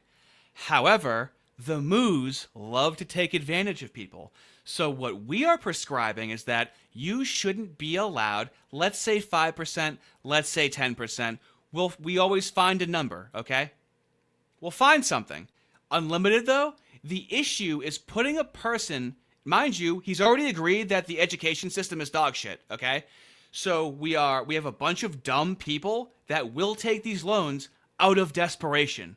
So sure, there's an amount of accountability, absolutely. The issue is that they shouldn't be offered these mortgages, these payments that are obviously predatory, James. That is usury. That is what people disagree. They can still make money, they can still be a business, but there needs to be a limit on it, okay? Am I saying anything crazy? An interest rate. Oh, and gosh. It's like, and then they discovered that with financing and an amortization schedule, there's compound interest, and that compound interest adds the F up. Dude, like, you got a 7-year schedule to pay it off. So you borrowed money for 7 years, at least some of it. Yeah. And so it turns out that, you know, it's a $111,000 truck, and by the time he pays it off, it's going to cost him like $150. I can't help but, like, so that's unreasonable, though. Like, do you agree that, like, there should be unlimited? And then, like, from, like, a liberal standpoint and, like, free enterprise, sure. Then we have the nationalism kick in, right? We don't do full liberalism. We go, well, how does that help society to that extent? How does allowing financial institutions be predatory help society? And then we have a debate about what is not predatory. I'm guessing between, 5 and 10%, depending on what it is. We can have that intelligent conversation. 52, right? Yeah, it's like, yeah, no shit. Did you ever take a math class where they covered compound interest? Like, do you know how this works? That's normal, but that's a crazy high interest rate. But why do you have that interest rate? Because your credit rating sucks. So I'm thinking about that. And it's, mind you, the credit rating, don't even get me started on that. Why does it hurt your credit to run your credit? Our credit system has to be Moo influenced. If anyone has some information on how Moo influenced our credit ratings are, I would love to know. But, like, even our credit, where your credit usage, they suppress your credit at every turn. And it's for things that don't even make any sense. It should never hurt your credit to run it. It's like, did it ever cross your mind that maybe a $111,000 truck that you didn't have any money for a down payment for was not a good idea. That maybe instead you should have purchased a $2,500 or $3,500 used car. Also, fellas in the chat, are you telling me that the Kick chat is more moderated than the Rumble chat? Is that what I'm hearing? And just dealt with the fact that it's not your dream vehicle? Yeah, you're not a victim at that point. And it's like you say, oh, James, a $2,500 car doesn't exist. I'm like, dude, I remember my wife has this story about how when she was like younger, they needed a car. They basically needed it right now. Now, has anybody compared buying a car from 10 years ago to now with how unbelievably expensive used cars are now, okay? They are way more expensive. There was a period where new cars were less expensive than used cars because used cars were at least on the lot. Old car died and she bought one for like a pile of junk used for like $300 or $500 because just buy like a $300 to $500 car. You want too much. Here, have some beans and rice, mac and cheese, goy slop, and buy the fucking $300 car that doesn't exist. Wow. That's making me mad. That was available at the time. There are cheap cars. You can find a decent deal on them. You can find a family that's upsized and they're selling their small vehicle because they need something bigger for their family and that is taking decent care of the car that will give you a reason. You can do it. Maybe not everywhere, but it's not going to be brand new. And I see this huge problem. Who the hell is crying about not getting a brand new car?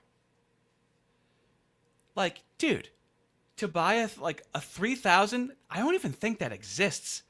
Tell me in chat if you can look up what you get for a $3,500 car. Problem. They want big houses. They want brand new stuff. They don't want anything that's been used before. What if somebody like picked their nose in it or whatever? And it's like, no one says that. Well, people don't want to be proactive anymore and actually try hard to attain the things they want. It's like, it's easier again to just, the fake reality is easier to sell because you don't have to do any work and it's someone else's fault and they get all the blame and you just get what you want at the end of the day. They're not living in the fake reality where you just eat mac and cheese and get a $300 car. I know this is something Jordan Peterson talks about a lot. You have no sense of meaning if you're not working towards something and actually putting an effort and doing something productive with your life. Trent for $2, thank you very much. The market crash that melted down old cars. Yeah, cars are not. Everything is so much more expensive since COVID. It's so much more expensive. Rent, cars, mortgage. Eggs finally came down, but James, this is not a very rhetorically strong point that you're making. This is why people go to Nick Fuentes to be like, hey, we've had it up to here. Hey, wait another generation. It might get better. Have you thought of that? Enjoy your beans and rice goy slop. And you're going to be miserable, and you're going to be then more susceptible to these grievance narratives and all of this stuff. And I think that's where a lot of this story from people who pay off their houses. For example, they pay off their house and they don't know what they're working for anymore. Right. Maybe they're not in a career that they're trying to build, or it's not buildable. If they've kind of peaked out on what they're trying to do, and they don't know what to do themselves. Or you hear the story where people retire and they, 65 and they retire, and the next day they're old. They were they were older. This is the Ben Shapiro argument where there should be no retirement. Like, we need to raise the age of retirement because people become old and feel useless, so they should force them to keep working. Old yet. They didn't function like an old person. They retired.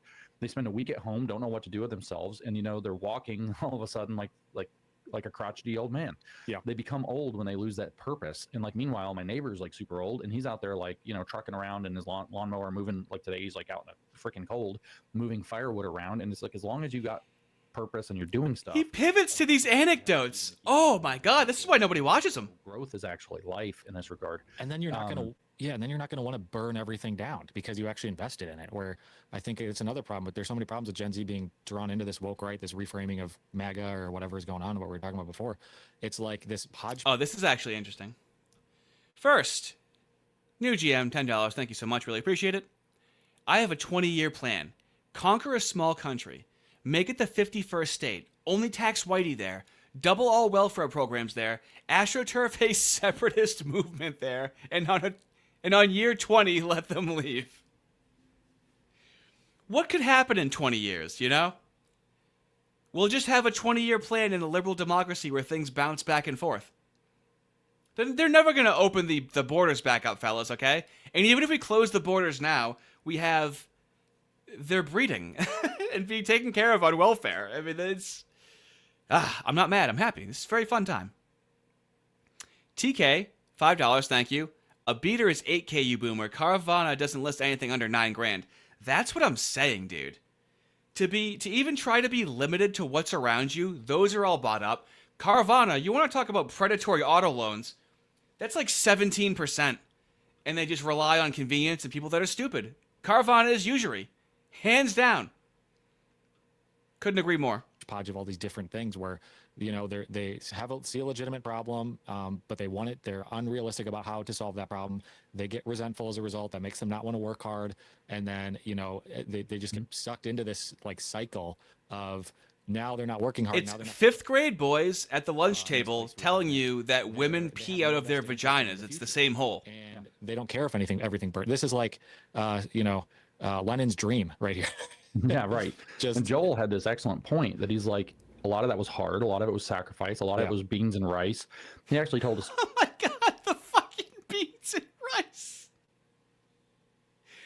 How is beans and rice not goy slop in this situation? Shut up, goy. Eat your beans and rice and afford a house later on. Maybe it'll change. Ash will fly. $5. Thank you so much. I really appreciate it. When I was a boy, you could get a super chat for a nickel. Ah, those days. When a CD, buying a new CD was $20 in 1998, which must be like $60 nowadays. Story about how when they were first getting their stuff together, him and his wife, that he had to sell furniture to be able to buy groceries. That's not true. You have to eat. Joel Berry did not have to sell furniture to fucking buy groceries. Like, I'm gonna have to sell the chair. Really think of that. If you need groceries, you need them now. So he sold a chair, utilize credit, and then do a balance transfer. I mean, I can talk to you guys about obtaining good credit if you want. I leverage that all the time. No one sold a fucking chair to feed their family. Every person I know that's like 40 plus has stories like that, except for a handful of silver spoons that we all kind of look weird, like sideways at. Yeah, I mean, even I know people like that. Even my brother, he's like that. You know, he didn't go to college. You know, got married at 21 and just kind of ate beans and rice with it. You know, for a while, and eventually. I'm gonna break TOS if I hear beans and rice one more time. Okay. Bloody Cupcake, $54, $5. Thank you so much. I really appreciate it. I'm so sick of boomers telling me I should accept a lower standard of life because you need to toughen up, boy. Beans and rice, boy. Now, the issue is that not only is everything more expensive, but the older generation also didn't have access to so many things. You know, streaming services like Temptations, let's say, right? But they also didn't need a cell phone, right? We also have additional expenses that they never needed. Back in their day, you could purchase a bag phone where it was a shoulder bag phone and it was like $1 a minute, or like a car phone if you wanted to be like lavish. Now everyone needs a phone, a computer. So not only are things more expensive, but there's also things that we need to maintain relevancy in this new digital age. So it's actually compounding. You know, made some more money and was able to buy a house this past year, and he has a couple kids now. And so all that is a result of not playing the victim and actually doing something and working hard and pursuing something valuable. I was vegetarian for a year, not for any particular. Oh my God. Gain a skill like these two guys. Fucking Mikale Olson is being like, hey, develop a skill, become useful. Neither of these guys have a skill or are useful. They don't make money, they take money. That is a crime right there.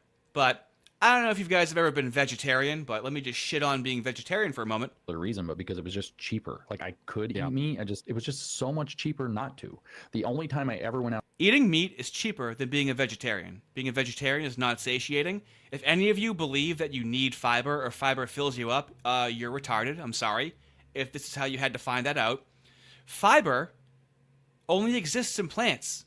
Do you know why? Because your body cannot process plants without fiber.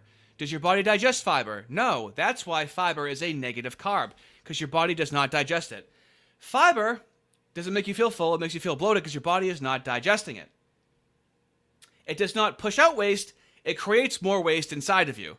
You could eat a pound of meat and be satiated for a solid 12 hours. So he's never been poor. This is not true. Out to eat was one of the restaurants near campus had a $5 hamburger day with student ID. So I could go get like a real like restaurant. This is what they did on the other stream. Like, they were just talking about how they've been poor before, and you can tell they haven't really been poor before. Like, but even if I was going to invoke being poor before, it wouldn't be in a conversation where things are unaffordable. He's just telling you to get used to it. And like, it was just great. Like you have this weird moment, like you talk about downward mobility, you leave your parents' nest and you go to the grocery store and you like walk through and you're like, meat is how much? What? And then do you notice how James Lindsay's parents, so this is actually, I'm just realizing this right now, this is a pivotal point as to how much white people don't have a culture. For some reason, it's American white people culture to not teach your kids fucking anything, just like my parents, and you just go and figure everything out and they didn't fucking teach you anything. Why would you just learn about the prices of goods in a store once you've moved out? He's telling on himself, and this is the issue with our culture. We're supposed to have multi-generational households. We're supposed to have our grandparents looking after their grandkids in the household. We're supposed to expand and buy the house next door to the house that we have. We're supposed to have a Christian upbringing where we're not being degenerates and we need to like leave the house to go and have sex. That's what it's supposed to be. That's what they took from us. I am about to start fucking preaching, fellas. The monarch is about to start preaching. You go over and you like you wander into the beans aisle, the dried bean aisle, and first you see the canned beans and they're like $1.25 a can or $1 a can or whatever for the cheap ones, and you're like, okay. You can get a pound of chicken for $3 a pound, and that's gonna go a lot further. Oh, I'm getting mad right now. I can feel it. John Osterman, $2. Thank you very much. Just sold the last chair for beans, rice, and bootstraps. Dude, he's still talking about beans. I gotta fast forward this fucking thing. I didn't realize. TK, $5. Thank you so much. I really appreciate it. What woman in their right mind would get married at 21 when from 40K to 100K you get zero net income due to loss of bennies? What woman in their right mind would be on the mean streets of Toledo and go, oh, James Lindsay, you swept me off my feet? Huh. That's a meal. And then you go to Dude, the... I'm gonna swing at you. She's emblematic of a possibility for your life. There's no way that they have something really meaningful going on in their life to where they're behaving that way. What is the meaningful thing that James Lindsay or this guy has going on in their life? They talk about being addicted to social media. They're addicted to X. They're trying to extrapolate things. It's because they think they're important. Why do they think they're important? Well, in a free enterprise, the market would tell them they're not fucking important. Apparently there's an invisible hand that's giving them money instead of them actually earning money. That's given them such an emboldened perspective to say these things. And treating people that way on the internet on a daily basis for that many hours a day. They're probably sitting, playing video games and then taking breaks, hopping on Twitter and attacking people. And like, that's not a self-report, huh? Way to live. You're going to be miserable. You're not going to be productive. All the problems that you're complaining about.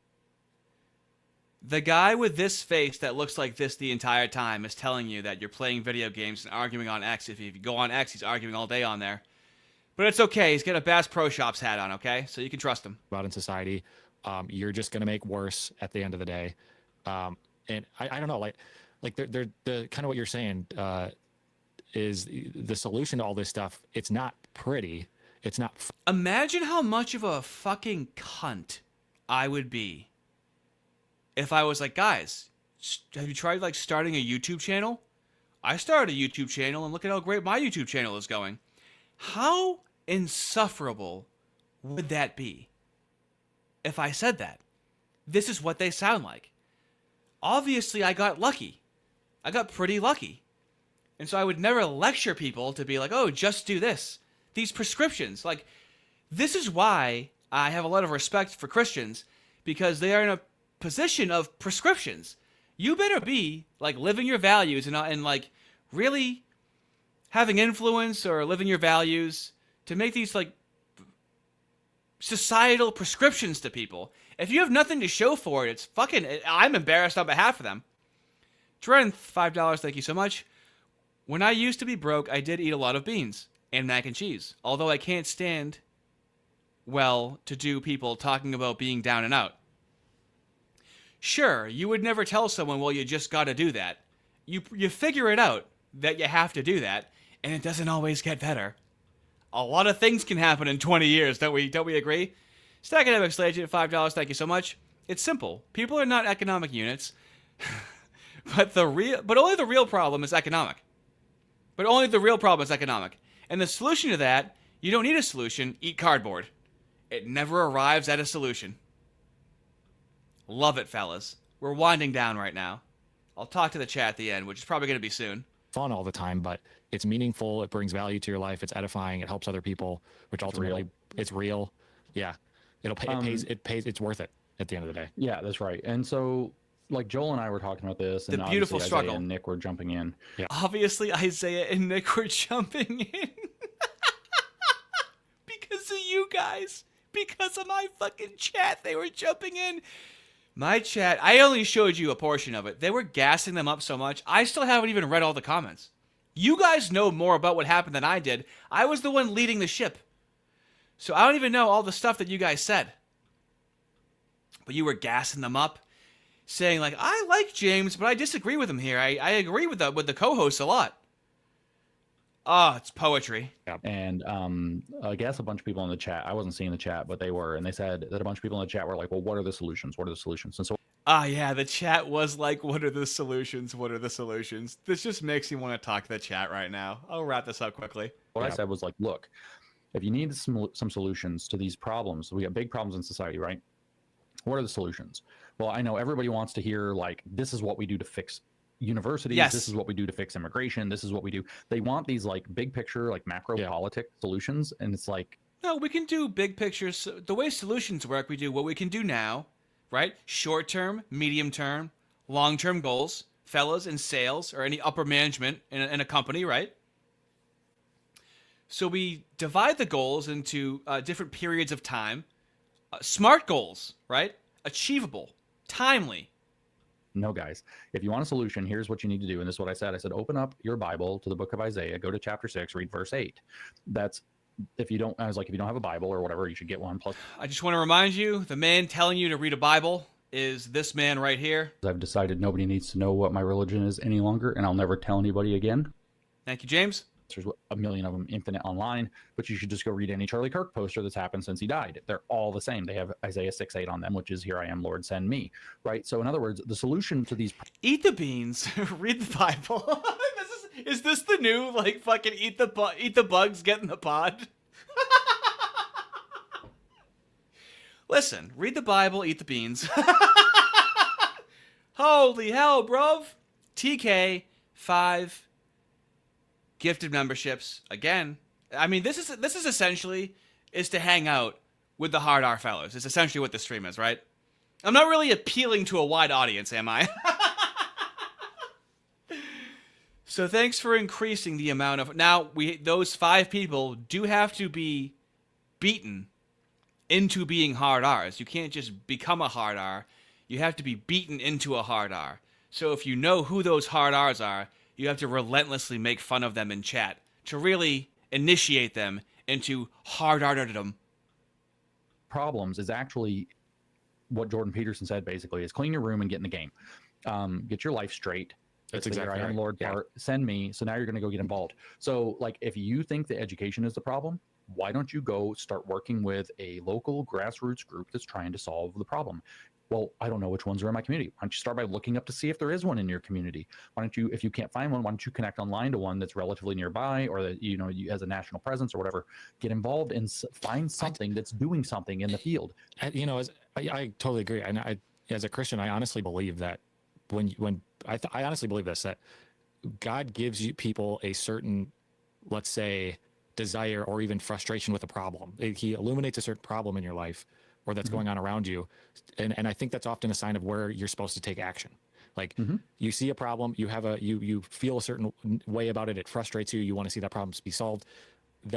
He's speaking to a child. Only a child would glean something from this. God's way of saying, to take action, go do something about it. I'm putting that desire on you so that something gets done. And a lot of people, they push that aside, they complain, they make excuses, and they don't do anything, and then the problems just get worse. It's like, imagine if people would just take action on those things and do so productively. The world would be a completely different place. And you don't need big, grand political action in order to do any of that. You just don't. Nope. As a super... You don't need grand political action, okay? The immigrants are going to come in. The Democrats are going to get elected. Now, we could have a Hail Mary and have 12 straight years of Republican leadership, so... Native Liberty, $5. Thank you so much. James does view people as fungible by his beans and rice example. James did it, so should you. Boomer slop. It's survivorship bias. See, look at us. Now, it would be different if they had, like, a better story. You know, worked a trade. That would be more compelling, like, rhetorically, right? But they're media people. No media people can tell you how to live. like, you got a job in media, okay? That is atypical. Now, if you had a solution that serviced more people, I'm trying to think of what it would even be, but I would never put myself in this position to try to be an authority of what you should fucking do with your life.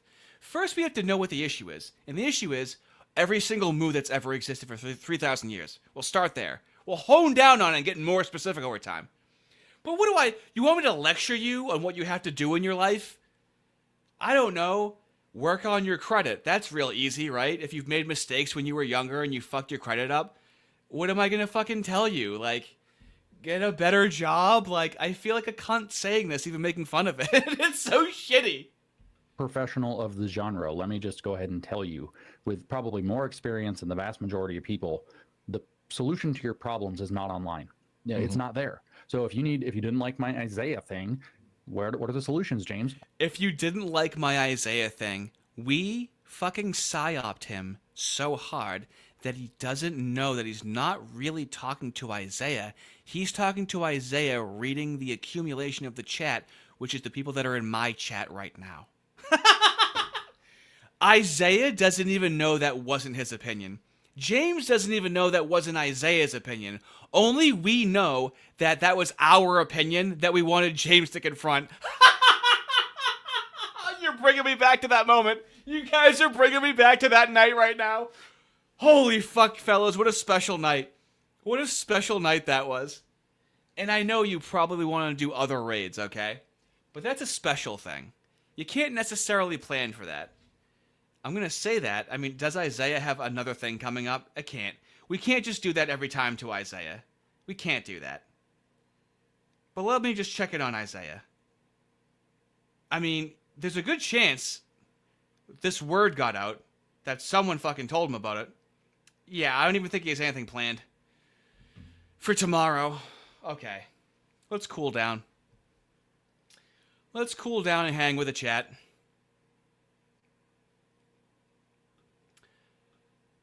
Oh, fellas.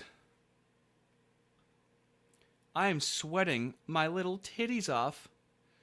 TK, $5. Thank you so much. Really appreciate it. You're fellering up the place.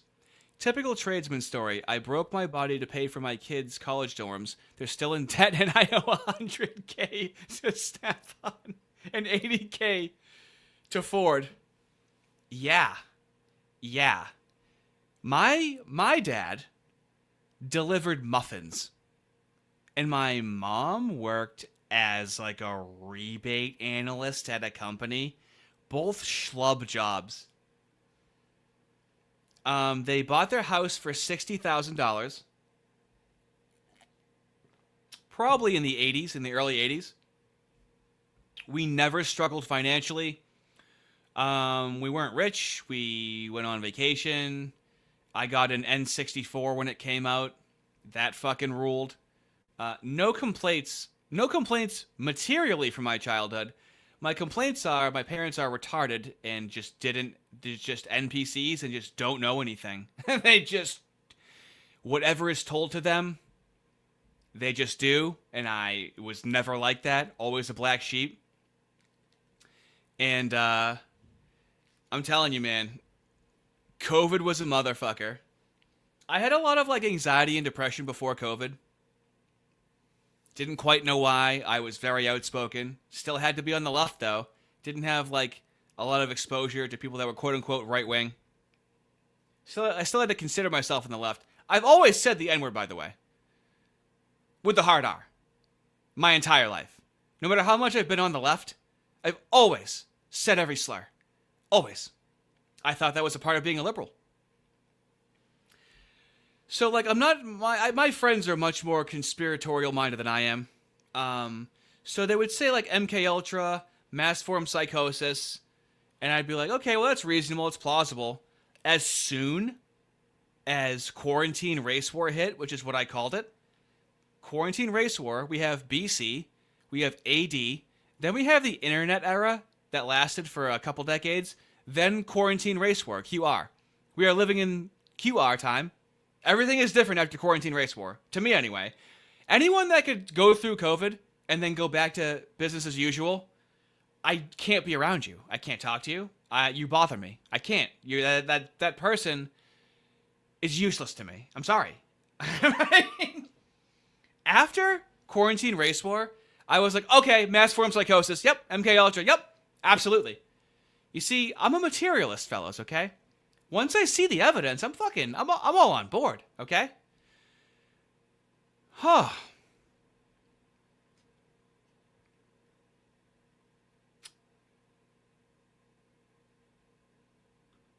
DeWalt Dominion. Fucking Richie Rich over here. Yeah, what percentage, even when I was more so on the left, I mean, we're talking about 2017. I should give you guys a lore video soon. I have a lore video that's 3 hours on me covering Colin Kaepernick in 2017 and how his hair. I have an entire video on the clown hair of Colin Kaepernick from 2017 where I'm like, that guy's not even black. Like, look at what he had to try and do to his hair to even make himself seem black. I went through all the charities that were being donated to from Colin Kaepernick. A lot of them, not very good, very shady. That's a 2017 classic for the Hard R fellas. Drenth, $5. Thank you so much. I've been kicked out of so many online communities because I live like and treat people like it's 1999. Well, can you guys feel like I never left the 90s? And I have a secret.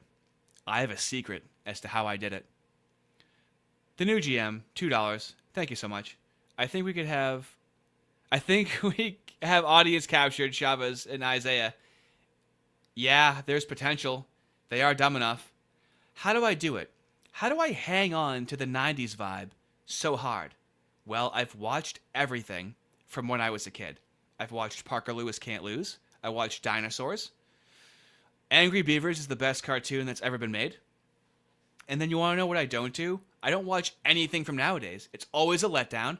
I would say when I go to try to watch something every once in a while, it has to be before the year 2015.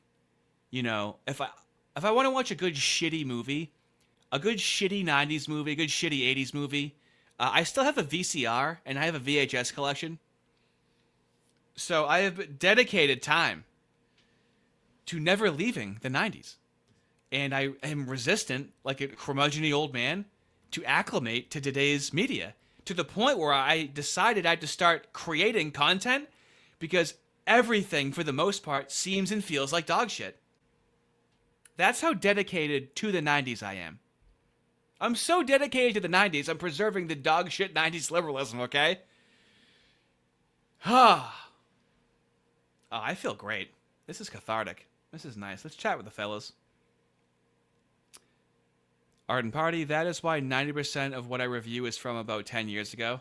I wouldn't mind doing a movie review with Arden Party.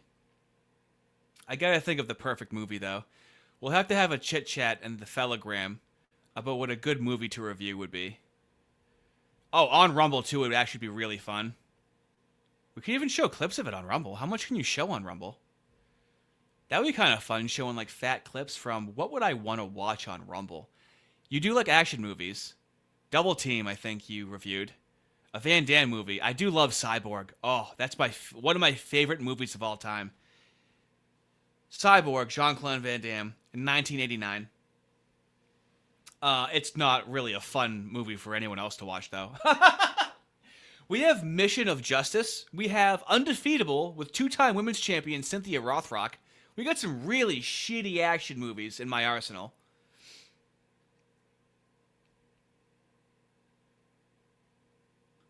How old are you, motherfuckers, right? Right? No one can tell from my voice how old the fellers are. I'm always a sleeper. Always hide your power level. Also, I sound like I was put on puberty blockers as a child. I swear to God I wasn't, okay? I got my mom's balls, and this is the voice that I have. Arden Party, old enough to have our asses kicked in by life and really be really fucking angry about it, right? Right, dude? Though the younger fellas do have a unique strife that they have to go through that I'm very sympathetic to. Double Mumble still hasn't been invited to the Fellagram. So, I closed the Fellagram, okay? Just for protection, okay? It was an open door. Now, just like when we grew up, okay? And I had to find, when the internet was still becoming a thing, I had to go and find a cheat code, okay? I had the VHS tape for WWF Raw for Sega Genesis where they tell you what all the cheat codes are, and I'd have to buy a magazine. So, Double Mumble, you're going to have to find a way to connect with one of the fellas to get in. All you guys got to try and find who's in the Fellagram. You want to know why? Because it's the 90s, motherfucker. That's why. You got to fucking figure it out. You can't just do a fucking online walkthrough to find out how to get into the fucking Fellagram. You gotta know somebody that knows somebody, okay? That's how it's gotta happen. And it really is a shame because Double Mumble has proven himself worthy to be in the Fellagram, hands down. He's been there. He's been there for some legendary hard R streams. I guess there should be a hard R. I guess that would be... Well, hold on. I don't know. There can't just be a hard R Fellagram chat, okay? It's got to be kind of tightly knit, and if someone's gifted a membership, I don't want them just being able to go in. Should I do it tier? Is that what it is? Like if you've been a member, I guess what, for 2 months, right? Something like that? Make a Discord? Nope. Nope. I have been advised against doing that. Against making a Discord. That sounds like a fucking headache. Having a Discord. Too many spurgs come in. Right now we have no drama in the community. It's great. That's why I keep it tightly knit. You're going to have to kick it old school and find a way into the Fellagram. Though, now that I'm thinking out loud about it, I need to. It is a shame. It's a disservice. As monarch of the YouTube channel, I am failing the hard R fellers. By not having them in the Fellagram. Yes, that is true. How do I get you in there? Who are you on other forms of media? I'm banned on X right now. I don't know. Connect with one of the fellas? That's not a suitable thing. So I had to set up a mesh net. What the hell's a mesh net? I advise not making a Discord. I've done it. Nothing good happened once. There we go. Thank you. So I really...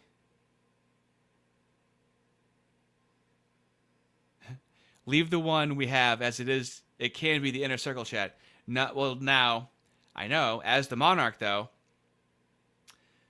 whoever was on board with the Isaiah fucking thing has to go in. The 7-hour stream that we did, they are in the inner circle. They have to be. And the same thing with the raid chat or the brigade chat stream. I just have to find a way to get people in there. That can't just be anybody. You know what I'm saying, right? I can't just have it be open. I have to hit up one of these dudes on X to get in there. I almost like that, where Art and Party is a solid gatekeeper, you know? We got some good gatekeepers, but I do need an easier way. But the fact that you kind of got to work for it, I do like. But I actually need to think about that and start creating that parallel structure right now. Fellas, thank you so much for hanging out. And I should say fellers because we can agree that This was for the paywall homies, you know. This isn't typical content. It's fun to have fun, you know. There we go. I'm gonna leave some time for you to connect with people in chat. For people that should be in the Telegram, fellas, if anybody asks to be in the Telegram, have them identify themselves, okay? As a monarch, I will allow you to be the gatekeepers. Identify who they are, and how they are known in the community. Or you can ask me, if you're unsure, to give me their YouTube name so I can go, oh, that's who that person is. So that's how we're going. Caesar the Grape has to be in there, definitely. Okay, let's do it this way. We're going to end it here. Whoever is not in the Telegram, tell me who wants to be in the Telegram, and I can immediately vet them right now. Has Monarch Butterfly. This person's saying I should really get a Telegram. I don't know who you are, but you seem cool, but I cannot fully vet you as of yet. I've never used one. I'm banned on everything. I can't. Telegram, not so much. Are you being stinky? Is he being stinky? We have new GM, I would say, is vetted. Fucking have to get a Telegram. It's worth it, dude. You can say whatever, do whatever. We can voice videos. It's just way better than Discord, and you have to watch what you say on Discord because there's TOS. There's no TOS in Telegram. You can do calls and shit like that. We don't really use it for its full capability, but you can actually, like, hang out. I wouldn't mind. I don't know what to do with it. You would join the Telegram. It's what you would do. I would say Drenth is vetted. I would say new GM is vetted.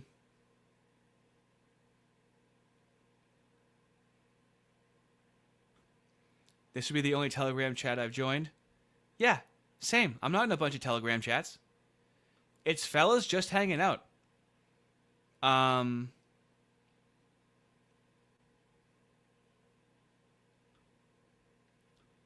Yeah, so I mean, if you want to, there's a few of you that should be in the Telegram. The Telegram isn't anything necessarily exciting. I'm not a very, it's just hanging out, you know?